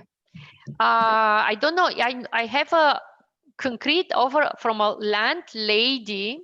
She's looking for a female tenant, and it's really perfect if this person is from India, because the other girl is from India, but also from another country. So I don't know if you are interested for looking. You can write me an email in welcome, and I can send you the email address of this landlady. Yeah, that would be great. Just send me an email to welcome. To what? To the welcome email address. Oh, all right, great. Okay, next is Winnie Miles. Winnie? Is Winnie here? Yeah. Okay. Yeah. Your question? Yeah. At the moment, I am in Köln, and I would like to know if I am supposed to be in Schweinfurt in order to start courses, because I'm going to study business and engineering. For the first semester, business engineering is going to offer also online core classes. The exams are going to be on campus, the exams in January. So that means I'm not. It's not a must for me to be in Schweinfurt now. Exactly. Okay, thanks. Okay, next is Ibrahim Magdi. Hello. Hello. I actually have two questions about the enrollment. What the deadline will be for the enrollment, business and engineering? Okay. The classes are going to start on the 4th of October. It means till this time, you should have your student login data in order to follow the online lectures. So till the 4th of October, it should be enrolled in order to get the student data. If you do the enrollment in October, what you can do, you are going to miss the lectures, but you are allowed to do the enrollment also by the end of October. By the end of October, I already contacted Miss Sarah Fox back in June, and she said that the deadline of enrollment will be on the 14th of November. Exactly. We don't want to tell this to the students because you are going to miss lectures. No, it's not about the lecture. It's about my enrollment documents will not be ready in October. So this is what I need to make sure that I will be allowed to. Yeah, the 14th of November is the last day that you can enroll. You can, on the 15th is too late. Okay, so what I will do if I didn't enroll myself before the the lecture starts, how I'm gonna attend the lectures? You cannot. I cannot. You cannot. I'm sorry. You have to be fully enrolled in order to get the student data in order to follow the lectures. And even there is no other way I can get the lectures after to be recorded or something like this? You can contact your fellow students. You can ask in the Facebook group if someone can send you, for example, some professors, they record the lectures, maybe, and then these fellow students can send you the recorded lectures. Yeah, okay. So how I can contact this You people, can, students? do you know the Facebook group? Yeah, Our I'm in. Yes, I'm in the Then Facebook. just make a post, say that you have this problem, that you cannot enroll before the start of the lectures. And if someone from your study program is willing to send you the recorded links. Yeah, so I also will not be able to open my account on the portals before I get my Yes. right? Yeah, okay. right. Is there an option that I can postpone this semester and start maybe next semester or next year? So if you don't start in this winter semester, of course, you are allowed to apply again for the next winter semester. We don't postpone the admission. So just withdraw the admission, and then next year you apply like this year. Yeah, but I got a course with the BIC and I passed the course. Will this be valid for the next year, or I have to take the course again with BIC? I don't know if this course is no, but you have already your certificate, right? Yeah, I passed the course and I have the certificate from BIC preparation course. Yeah, this is valid also next year. This is the certificate of college. Yeah, so it's a preparation course. Yeah, but of course it's valid also next year. Yeah, okay, that would be great. So last question, is this file for today's presentation will be sent to our regular Gmail? I'm taking your private email from the application portal. I don't have it or anything about this. But how did you get this information about this meeting? It's from, I think I emailed the welcome email and they sent me all the information and the links. So today I'm going to send this information to all of you. If you tonight you didn't receive anything from me, from welcome address, so you can send us email tomorrow. But if you, I get your email address from your application portal. Application portal, you mean this the where I can get my admission letter? Yes. Okay, I have access to this one.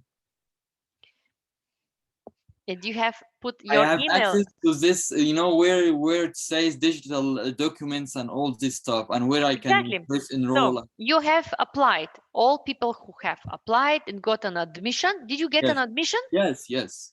Then I will get your email. No problem. Okay, thank you. Okay, so next is Shaunak Salvi. Hello. Hello. Can you hear me? Yes. I just wanted to confirm if you need any medical performance or vaccination certificates apart from the corona vaccine while immigration into Germany, because in US they require flu shot certificates. So is there any similar case in Germany? I'm so sorry. You talked so quickly. I didn't understand. You have a vaccination certificate? No, I'm asking if any vaccination certificate apart from the corona vaccine is required while immigration. No. For example, the flu shots or any other things. No. Only this COVID vaccination. Okay, thank you. Okay, next is SVO. Yes. Hello. Hello. Sorry, it's strange. My name is Olga. Okay. I remember that you have said previously that they should have some time to check our registration, semester fees. Okay. Yes. And when is the deadline? Because I have paid in the middle of August. And when should I start to panic? Did you upload your health insurance? Yes, and I'm enrolled on the portal, but Then you are enrolled. Yes. Then it's fine. Then you are enrolled. Okay, but the student data, they are going to be to upload it a little bit later, I think middle of September, because you still don't need them. You need them starting from the 1st of October. So Oh, if but you don't get I it have on the already first, paid, so I'm a little bit nervous because. but first they check the documents in order to enroll. Okay. Then I think the next step is from the middle of September, they will upload the student data.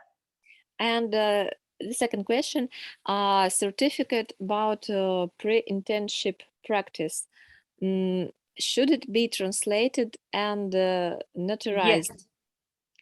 Yes. In English or in German? It should be, because our colleagues, they don't speak Russian. No, of course, it is in Russian now.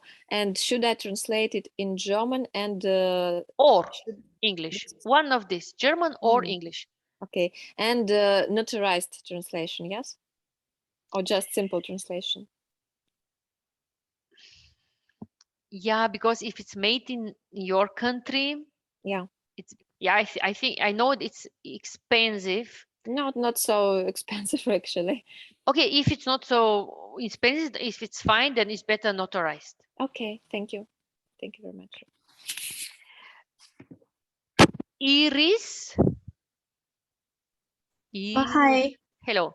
Yeah, hello. I'm actually about the pre-study internship, because I have done like a dual studium, not done for like successfully done, but like I have attended the dual studium before, and I was under a company, and I actually had something similar to the pre-study internship experience. And can I submit that as a? You can submit it and see if they accept it. Okay. Okay. Thank so you. Next, thank you, Joseph Chi. Yeah. I have a question about the vaccination. So, because in Taiwan, some people haven't got the vaccination yet. So I want to ask if there's any requirements for people who doesn't get the vaccination and are Then going to Germany. Then you have to enter the country with PCR test. Okay, so only the PCR test is. Yes. Okay. And I think Taiwan is not considered as a risk. You can check if it's in the risk. If you're not, so you don't even have to stay in quarantine. I don't know if Taiwan, I don't think so. I've checked it before, and it showed it isn't. Then you just enter with negative PCR test. Otherwise, you cannot fly. Yeah, okay. And I have another question. So you mentioned in the presentation that if we didn't have the German address, then our student ID card will be put in the office and we have to make an appointment. And if we have to,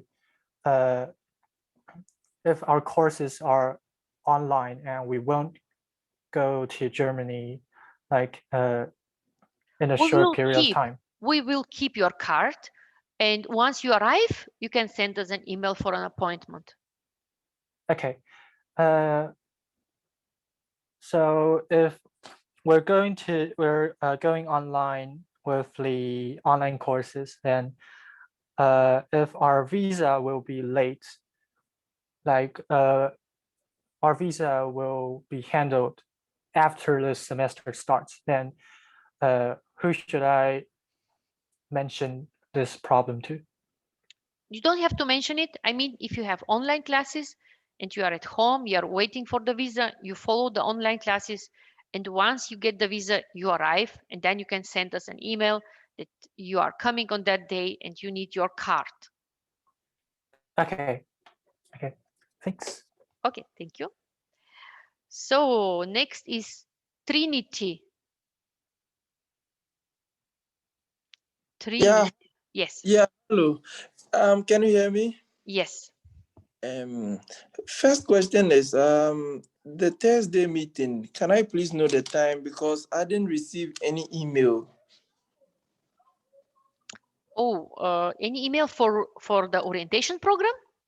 No. The Thursday on the 9th. Ah, okay. Can you Yes. send an email to welcome? What is your study program? Mechatronics. Please send an email to welcome. I will send you the Zoom link, but the Zoom link, I can send it to you now if you like. Yes, okay, that's fine. And second question. It's in the chat. Okay? Okay. Can you see it? Okay. For Okay. mechatronics and robotics. Yeah. No, I can't see it. In the chat?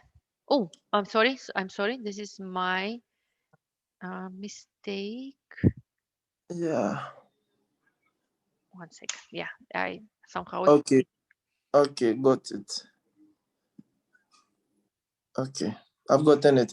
And another thing is, I don't know anybody in Germany, and I'm still waiting for my visa. I'm hoping probably I'll receive it in the course of the week. I'm thinking of where to stay, and I don't know if there's any affordable hotel around which I can stay for a while. I don't know. I don't know anybody in Germany. So You can write in our Facebook group. Yeah, students from different countries from higher semester. So you can. Do you know our Facebook group? Yeah, I'm in. You can make a post. Maybe someone is also from your country. It doesn't mean that no. I did a couple of times, but due to fraud issues and all of that, I don't know either I'm sending money to someone to secure it for me or not. It's a very big problem for me. You mean that some students from this group can abuse? I just don't know. Of course, I would not recommend you to send money from abroad. Yeah. I would not, because you really don't know. At least, when you arrive, you have these yacht hostels at the beginning. If you go to our webpage, we have put some yacht hostels, and you can stay there. Or sometimes the people who are in our group, that's why they are all students. If someone gives the room for 1 month, sometimes they do this because they are living or working somewhere, or they're having internship. You can also see. Yeah, I would recommend Facebook group or this youth hostel at the beginning. Okay. Okay. That, yeah. The next question from Hernan Felipe. Hernan? Hello? Yes, hello. Yeah, do you happen to know when and how can one do the credit transfer process? They change it, and that's why I would recommend you to contact. What is your study program? Mechatronics. Mechatronics. So on the 9th, on this Thursday, you should ask the professors what is the procedure now in their faculty. You are going, I hope, to join the meeting on Thursday. Do you happen to know where? Can I fetch that link or the meeting? 1 second. Once again, I put it. So in the chat now, this is the Zoom link for the mechatronics and robotics students with their professors, just first meeting, and then you can ask. This is in the afternoon. Got it. Thank you. Okay. So next is John Blackson. Yeah, hello. Hello. Yeah, I have a problem with enrollment because I have uploaded everything. Anytime I do the enrollment, it is sent back. It is returned to me. I've been told to upload my health insurance. I have done that. I have done everything the iCampus has said to do, but still, the But what enrollment is is. written in the comment? It's written I have to submit the pre-study internship, and that I was told I could do it when I start the class. And then the health insurance, I already have health insurance. I've uploaded it. Yeah, but are you sure? Because sometimes students upload something which is not acceptable. What did you upload? I'm insured with AOK, and did you upload really the confirmation for enrollment? Okay. Because sometimes students, they upload some other document. Okay, then I'm going to do that. Okay, it should be written in German, of course, yeah, for enrollment. For enrollment. Okay, and another thing, the meeting on Thursday, I think there is 4 p.m. to 3 p.m. Is it the other way around? 3 p.m. to 4 p.m. You are totally right. I'm so sorry. Thank you very much. Yeah, it's from. So wow. Which is it? Yeah, it's from 3 till 4. Okay. 1 second. But did you receive an email from the faculty? Normally they should have No email. it. No email? Yeah, from the mechatronics department, no email. And yeah, okay. And the problem I have with the enrollment, yeah, I have done it 1,000 times. Yeah, but you have to check what you have uploaded from AOK. Okay.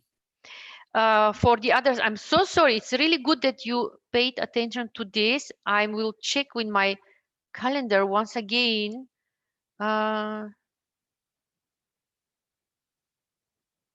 Oh my God, it's even at 2 o'clock. Okay. It's not at 3. Okay. So for all students, I think I will send this now. I'm so sorry. How could I make this mistake? Right. Okay. It's good that you mention it. I hope the other mechatronics and robotics students are listening. The time is at 2 p.m. on Thursday. I will check this with your faculty and then we will send you once again. I'm sorry. Please, madam. Yes. Do students of business and engineering also have an orientation period on Thursday? Yeah, no. This is only for mechatronics and robotics and what? 1 second. Where is it? Where is it? No.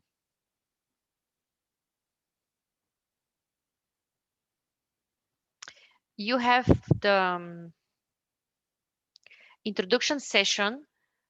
Okay, well, where is it? Can you see the welcome events for first year students? Yes. Okay, so one, you go to business and engineering. You go here. Can you see it? Welcome to FHWS. Yeah. Then you can see your introduction session, face-to-face 5th of October, online event 6th of October, and the registration is possible from 13th. Okay, yeah, thank you. Okay, so, but in any case, I have a meeting with you on 8th this week, in 2 days. Don't miss the meeting with me. But this is, the 9th is with the faculty, in addition to our orientation program. Okay, on the 8th, that means you're going to send us the link. But do you have the schedule of the orientation program? No. Because all the links are in the schedule. Okay, we have, our orientation program is also on our web page. I will send you the link. You can see. Okay, can you see what I'm doing now? Yeah. So this is the webpage of FHWS International. This is for international students. And information before arrival. And here on the step 6, can you see step 6? Yes. You can see the orientation program in English, and this is the schedule. I will send the schedule now. And here you can see in the schedule, you can see all the Zoom links for our meetings. Okay, thanks. Okay. So Costa is next in the list. Yes, hello, thank you. I have a question regarding the Corona regulations in Germany.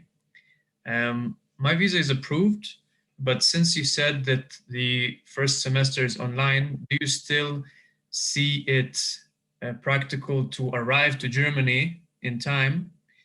Since I also noticed that in the Germany embassy website, it says under the urgent need for entry for foreign students that they only foreign students whose course of study is not fully possible from abroad are allowed to enter. So since the first semester is possible from abroad, do you think I will have any problem during the border control? No, you can send an email to welcome address, and we sent you the confirmation for physical attendance. Mm-hmm. Okay, so first semester is okay for physical attendance as well. Yes, you know, actually, the faculty wants to offer only face-to-face classes, but because we see that many international students, they cannot arrive on the 1st of October because of the visa, that's why the faculty decided only for first semester we can offer online classes, but for higher semester they don't offer online classes. And this is only for English studying program. In German is face-to-face.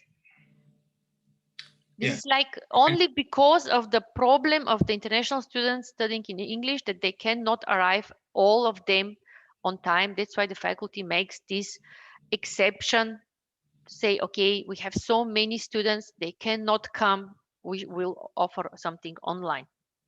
They will offer also face-to-face for students being here. Great. So I'll send an email about the Physical attendance. Okay. Thank you. And Abach John. Yes. Good morning. Morning. Good afternoon. I want to know what the university can provide for people who would not be able to make it to the university for the examinations. Can we move the examinations on, or that is what exactly can people who cannot make it to the examination on that date do, and then how long this online classes would last? Okay, the class is going to be till January, and then in January you have, from the 26th of January, you have these exams.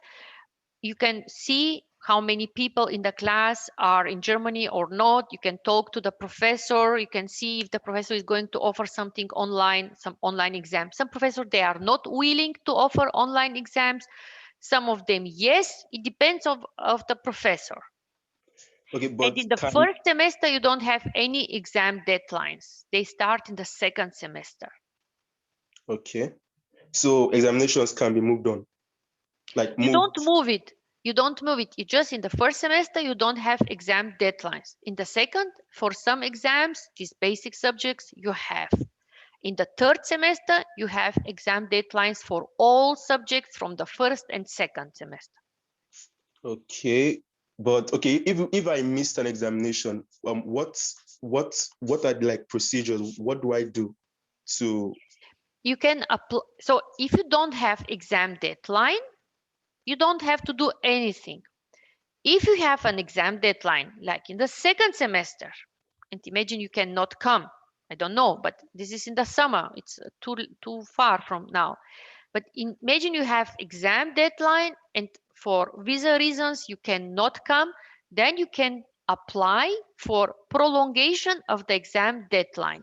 And then it's up to the examination commission to decide if they accept this reason and prolong or give you 1 semester more exam deadline.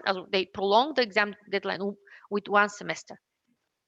But in the first semester, if you don't attend an exam, you don't have exam deadlines, it doesn't happen anything bad for you. Okay, but then how am I supposed to, am I going to like take the examinations when I come then? Then you can, every semester, all exams are offered. So like when the school is in session, and I can take the examination that I missed in the first semester then? Exactly. In the second semester, you can go to all exams if you like. In the exam period. Thank you very much. That's what I would like to know. Okay. So Aaron Prakat.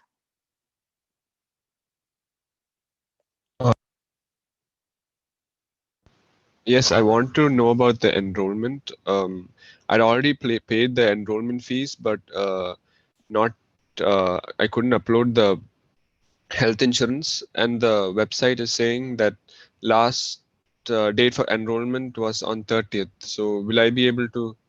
No, the last end of August was the last day that you accept the study place when you click on enroll. Once you click on enroll, it means you accept the study place.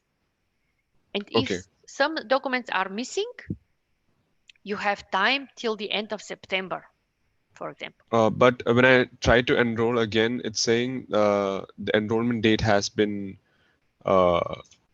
is over. Did you miss to enroll before the end of August?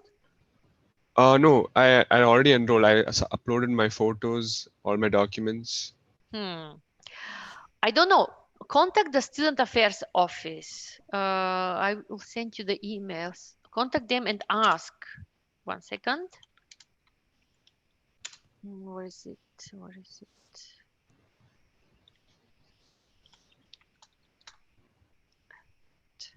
Because they are in charge for this. 1 second. I'm trying to find the link. I have found it.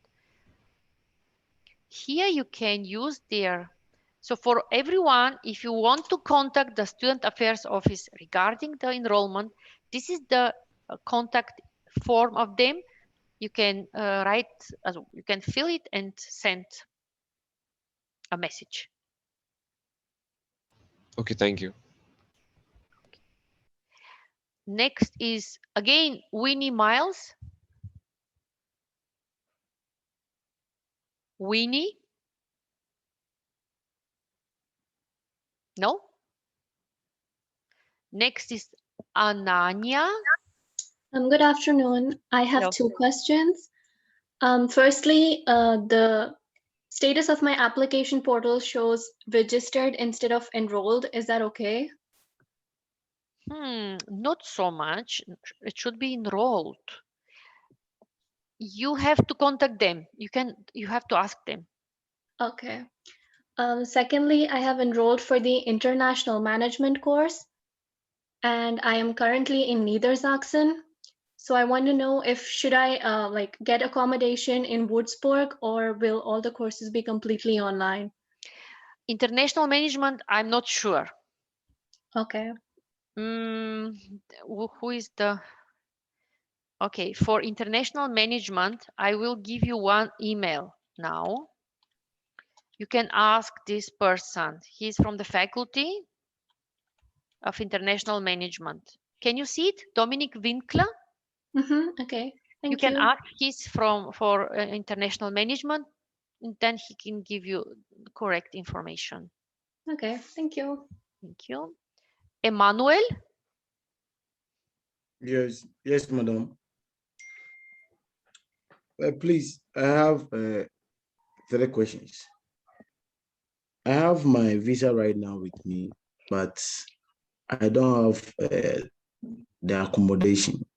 I wanted to know if there will be any assistance for me to get the accommodation so that I can book for my flight ticket and know the specific date that I will be coming. Accommodation is a big problem. We don't have concrete offers. If I have concrete offers, I always put it in the Facebook group. I would recommend you to check in the Facebook group if someone can give you some, because sometimes they offer for 1 or 2 semesters their rooms, or I have put now a link from our web page. This is information before arrival, and then step 2, you can see all the information, private links, web pages when you can search for accommodation and so on. This is what step what I can do. I can give you as information. I have done all these things, but it seems there is no hope coming from that angle. I have registered for an accommodation through the FHWS link, and also I'm also on the Facebook page, but it seems I cannot get any assistance. That's why I'm asking the question. Yeah, I'm so sorry. This is the option that we can offer. Thank you. My second question is, I've registered with the DAC Insurance Health Insurance. Please, is this insurance company good for my education? Yes, yes. Okay. They are asking me for my enrollment certificate. They know that you get it later from the middle of September. You can download it by yourself, going to the student portal as I explained it. Then you can see the certificate of enrollment. Okay. Thank you, madam. Altamsh Yavait. Yes, good afternoon, ma'am. Hello. Hello. Hello.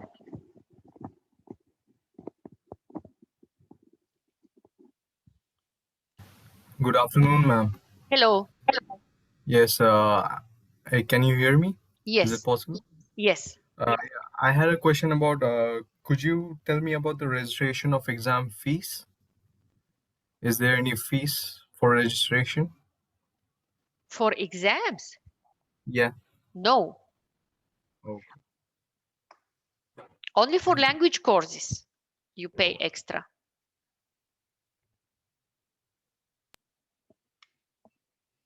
Okay. Dhvani Agrawal. Good afternoon. Hello. So I had a doubt. I have enrolled for mechatronics higher semester in English. You said the first semester is going to be online. So in case I apply for credit transfer and my credits do get transferred, will it still be online or how is it going to be? I don't think so, but you have a meeting this Thursday on the 9th, and you can ask the professors. Okay, all right. Thank you so much. Okay. Next is Musin Guzi Gilbert. Yes, hello, can you hear me? Yes. So if I understood you right, you said that for students who are unable to make it in time for the exams in January, we can later on do the exams for the first semester during our second semester, if that's correct? Yes. Okay, thank you. That was the question? Yes, I just wanted to clarify. I wasn't sure because I didn't hear part of what you were saying. You don't have all lectures in the second semester, of course. You have to keep the notes, you have to prepare by yourself. Yes. And you go to the exam. Yes. You register and then you go. Okay. Okay. Then we have again Ras. Yes, hello. Now I just wanted to ask, since I've heard that it's going to be online, is it possible that I come later, like only on the examination or like a little bit before the examinations? Or do I have to be physically in Germany? What is your program? It's business and engineering. Okay. So on the 6th of October, you have the online sessions with your faculty. you can ask this question. But if they offer online classes, then of course you can come later for the exams. Is there any way that I can know before that? Because if it's not possible, I should be there like before October. No, or like we in got the beginning of information that they will offer online classes for first semester who cannot attend the face-to-face classes. We got this official information from the faculty. So what can I do? what can I say? So I can like stay here because some of them say that I need because I'm almost 1 week away from getting my visa approval. So the problem is not from the visa; it's more of a choice.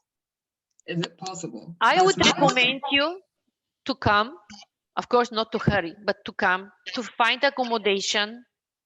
And then in January you have exams. Yeah.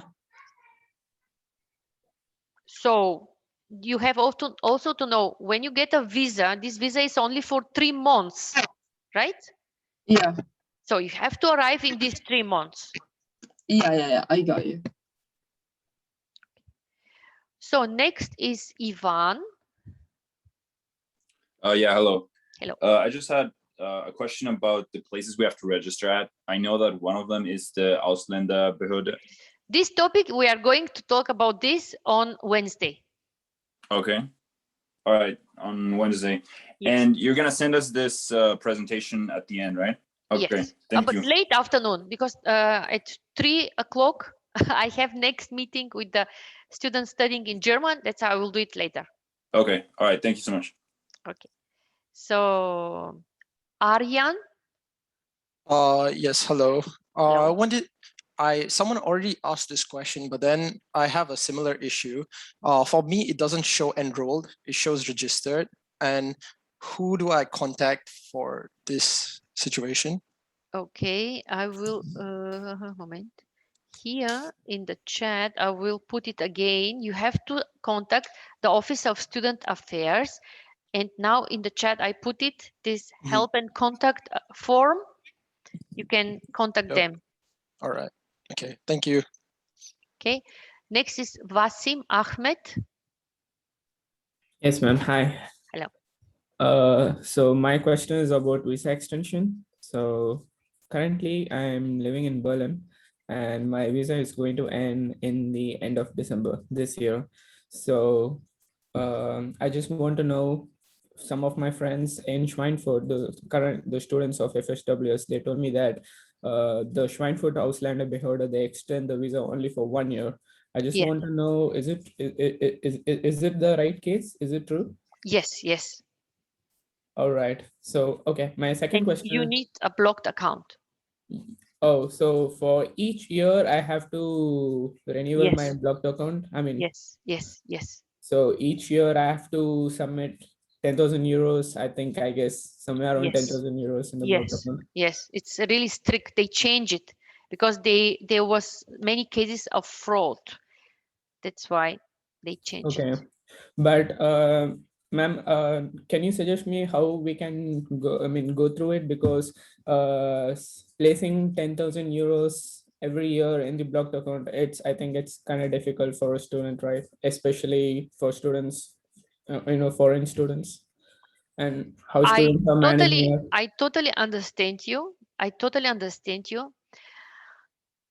You have to blame some international students that they were really so stupid that they could understand that they made some illegal issues because they wanted this only in the first year. Okay. But then they saw that many students, they didn't have the money and they borrowed the money. And they even also said this. And that's why they say, no, now we require blocked account each year because this is according to the law. International students, they have to show that they are financially secured. So ma'am, what if we are having a part-time job and we can manage our finances with a part-time job? So I don't think that you got a part-time job and you receive 800. I don't know. Did you? Yes, ma'am. in Berlin, yeah, that's the case. And I also asked my friends in Schweinfurt. Some of them are working in, companies like Amazon, and they're getting around 850 to 900 euros, I guess. So that's the case. Okay, but it depends on the foreigners office. You can ask them. Okay, we have a meeting regarding this on Wednesday. I will Okay. give you the contacts and so on. And then you can contact them and ask if the salary of a part-time job is acceptable from them. Normally they told us blocked account. Okay, ma'am, sorry for disturbing, but just the last doubt. So I just came to know that there is another method that if a person is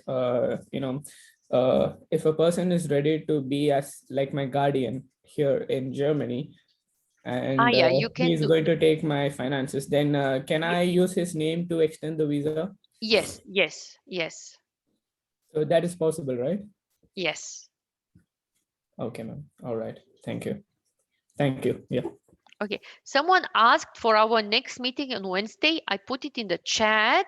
We have a meeting from 3 till 5, and the topics are here. Okay. So, Met Hans Rat.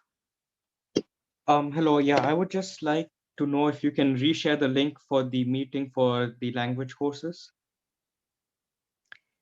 in the chat. This is not a meeting with the language courses.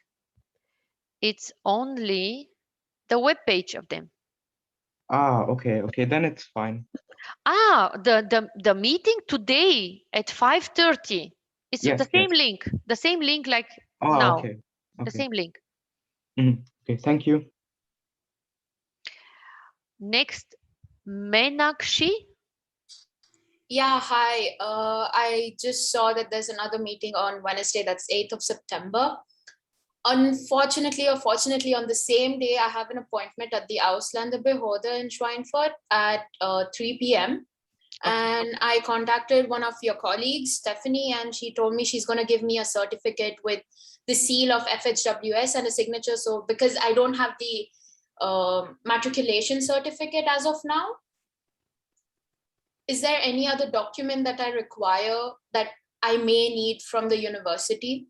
Because that's all that the Ausländerbehörde people, they gave me a list of documents to bring, and that's the only thing I need from your Yeah, side. you need the certificate of enrollment only from the university. Yeah, okay. So anything else that I may need to keep in mind for that day? No, you can take also your admission letter in any case and tell that you can hand it later after, so in the second half of September, you are going to have the certificate. Okay. Okay. That's all. So, thank you. Thank you. Next is Abdul Kader. Hello. Hello, can you hear me? Hello. Yes, I can hear you. Yeah, sorry for the background, ma'am. My admission portal shows the pending document of A2, which they're saying it should be uploaded by the 30th of September. So what is the last date to submit the A2 certificate? Is it 30 September or before the end of second semester? The language certificate by end of second semester. So I need not worry about that, right? No. Okay, yes. Okay. Next, Abdel Rahman. Yes. So I got my visa in the beginning of May, but I just heard that you said that if you didn't travel in 3 months, the visa is not valid. You have to see till which day is your visa. It's 1 year. Okay, then it's fine. So yeah, so I didn't travel till now. So is it fine? Because you said that 3 months. Yeah, you have to arrive before your visa expires. Ah, okay. And you have to keep in mind that once you arrive, you need also 6 to 8 weeks in order to get your residence permit. So should I arrive for 6 weeks? Or Yes, 6 or 8 weeks before your visa expires. It will be perfect. Yeah, okay. Thanks. Okay, Smyan Mangot. Yes, ma'am. Yeah, so my doubt is my date of arrival in Schweinfurt is 15th of September, if there will be no restrictions imposed. And as of today, I have contacted many landlords and landladies and haven't received any place to stay as of today. If I get confirmation from any one of the people that I've contacted, if the room slash house will be free in the month of November or December, is it advisable for me to change my date of travel and delay it near the Christmas time? I mean, if you get accommodation in November, Yeah, near around November end or December end, whenever the land person is available to give it. what is your study program? My study program is business and engineering in English. Since you are going to have online classes, it's not so bad if you come later. Oh, okay. But if by But that time, check sorry, your visa until which date you have your visa. I have my visa till 28th of February. Oh, okay. Then it's not so bad if you arrive in November or in December. Yeah, but if by that date my country gets a travel ban due to the rising cases, so what should I expect? Okay, if you are vaccinated, there's no problem to arrive to Germany. Yeah, I don't know. Don't know what is going to happen in November. Yeah, It's but good thought. but will the same question is will my admission get altered anyway if I don't get a chance to travel just because of the travel ban? No, but you are enrolled, right? Yeah, I am enrolled, but due So to you the are travel ban, enrolled. if I'm yeah, okay. Okay. Yeah, thank you. Then next is Pratusha Ravi. Hello. Hello. So, ma'am, I have actually transferred my semester fee, but the application number is wrong. I've asked my friend in Deutschland to transfer the fee so that it'll be easier and more feasible, but he just entered the application number wrongly. Okay, then please contact the Student Affairs Office and can you see in the chat the contact form, and you can upload the payment, and then you can see here's the mistake. Yeah, So they okay, will so consider it. okay, so I have to upload the screenshot of the payment receipt Exactly. along with the application number that I have, right? Exactly. The Just in original the one. comment, you can explain that there was a mistake. It's wrong this, but the correct is this one. All right. Yeah. All right. Thank you so much. Okay. Wasim Ahmed. Yes, ma'am. Hi again. So, since the first semester is going to be online, I'm right now on a part-time job here in Berlin. So, can I stay here in Berlin and continue the first semester here in Berlin since the classes are going to be online? Or is it advisable to come to Schweinfurt anyway? Okay, let's think together logically. You are also adults. If you have online classes, it's not important where you follow these classes. Yeah, but my friends told me that there can be sudden meetings in the university sometimes. So they told me that it's better you come here to Schweinfurt. So I just want to know, okay, whether what First is the right semester, you decision to don't do? have so much meetings. Maybe, in the higher semester, you have labs and so on. First semester, I think it's more theoretical. And then you have a meeting on the 6th of October. You can see what is the situation, and then you can decide. Join the introduction session. Okay. What was your program? Yes, ma'am. No, that was my question. So yeah, I think it's clear right now. So yeah, and the other question is that so the mechatronics and robotics, in which campus it's going to be? The classes are going to take place. Is it in campus 1 or campus 2 in Schweinfurt? This is, I don't know, but you have a meeting this Thursday, 9th of September. You can ask all these questions. Okay, ma'am. Thank you.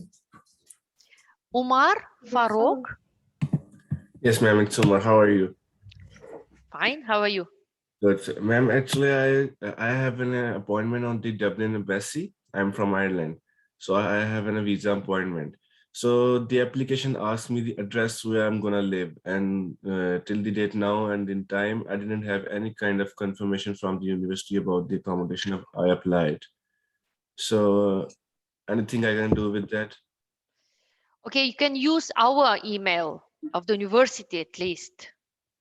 They want the address of the accommodation plus the confirmation, etc., and they want a detailed contract kind of stuff. So Oh, then you can tell that you are going to find accommodation after arrival, that it's impossible sometimes to find something from distance.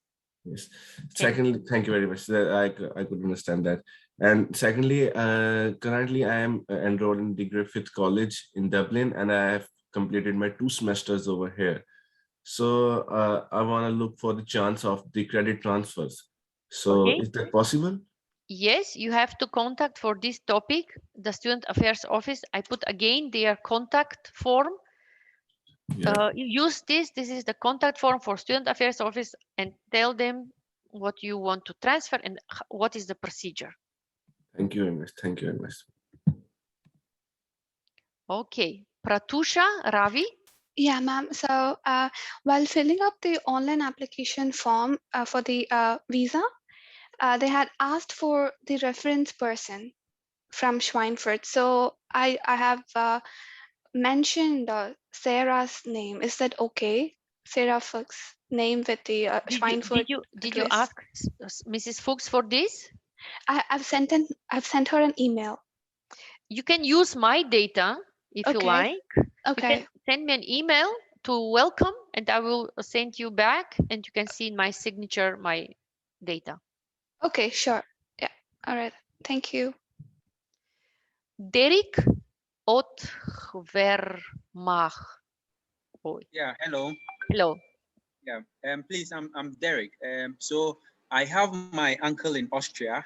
So I was wondering if it's possible he gets me a letter of declaration from Austria and I use that for my appointment. Would that be possible? I cannot answer this question. For this, I give you the email address of the foreigners office. Okay. And you can ask them directly. I'm not very sure, but it's better you ask them directly. I put it in the chat, okay? Okay, thank you very much. And then one more thing, please. Okay. And please, with the testers, robotics in English, I got a late admission just last week, and then I got an email that I'm not enrolled because I didn't take the testers test.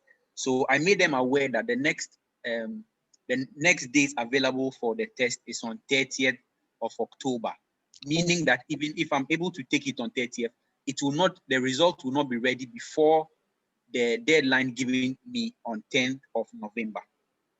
Because from people that have already taken that test, says it takes minimum or maximum of four weeks. It normally takes like 4 weeks before the results get back. Meaning that even if I write it on the 30th of October, the result will not be ready by the deadline. Did you ask the Student Affairs Office for this? I told them because I got a late admission, it will not be possible to write and get the results. And then they told me that it's the only way to get the enrollment. And then they initially it was the deadline was September, but they pushed it to 10th of November. But that will still not help. So I just sent them an email this morning that the date for the exam is on 30th, but it will not be possible to get the results before the deadline. But I've not received any response yet. Okay, you wrote the email today, right? Yes, please. Okay, wait today, tomorrow, 1 or 2 days until they check and answer. All right. Okay. All right. Thank you very much. Thank you. Wojtek? Yeah, hello. Can you hear me? Yes. I have a question about my bank account. I have a European bank account. Do I still need to get a German bank account? Yeah, I would recommend, because for the re-enrollment for each semester, you need a German bank account. Okay. Even if my bank account still applies all over Europe, I still need to get a German one. Yes, yes, because Okay. this this SEPA mandate, they cannot do it from an international account. They told me like this. I don't know, but. And is that somehow urgent, or can I wait a few, maybe until the second semester? I think by the end of December you should have one German account, because the re-enrollment is in January. Okay, great, thank you. For students under 27, you don't pay any fee for the bank account, so it's for free. You can use it only for things in Germany. Okay, Trinity, and I hope the last question. Yes, I'm back again. It's like I'm confused a bit. What is the test as exams? Okay. This is for robotics. What is your study program? Oh, okay. It's I'm doing mechatronics. So it's not interesting for you. All right. Thank you, love. Thank you. All right. So, dear students, I think there are no questions anymore, and I'm happy. In 1 hour, I have a next meeting. That's why I would be glad if we can finish with today. I will send you the recorded meeting in the late afternoon. I will send you the presentation, and I hope to see you this Wednesday on the 8th of September. Once again, I will send you also the orientation program. And in the orientation program is also the Zoom link for our next meeting.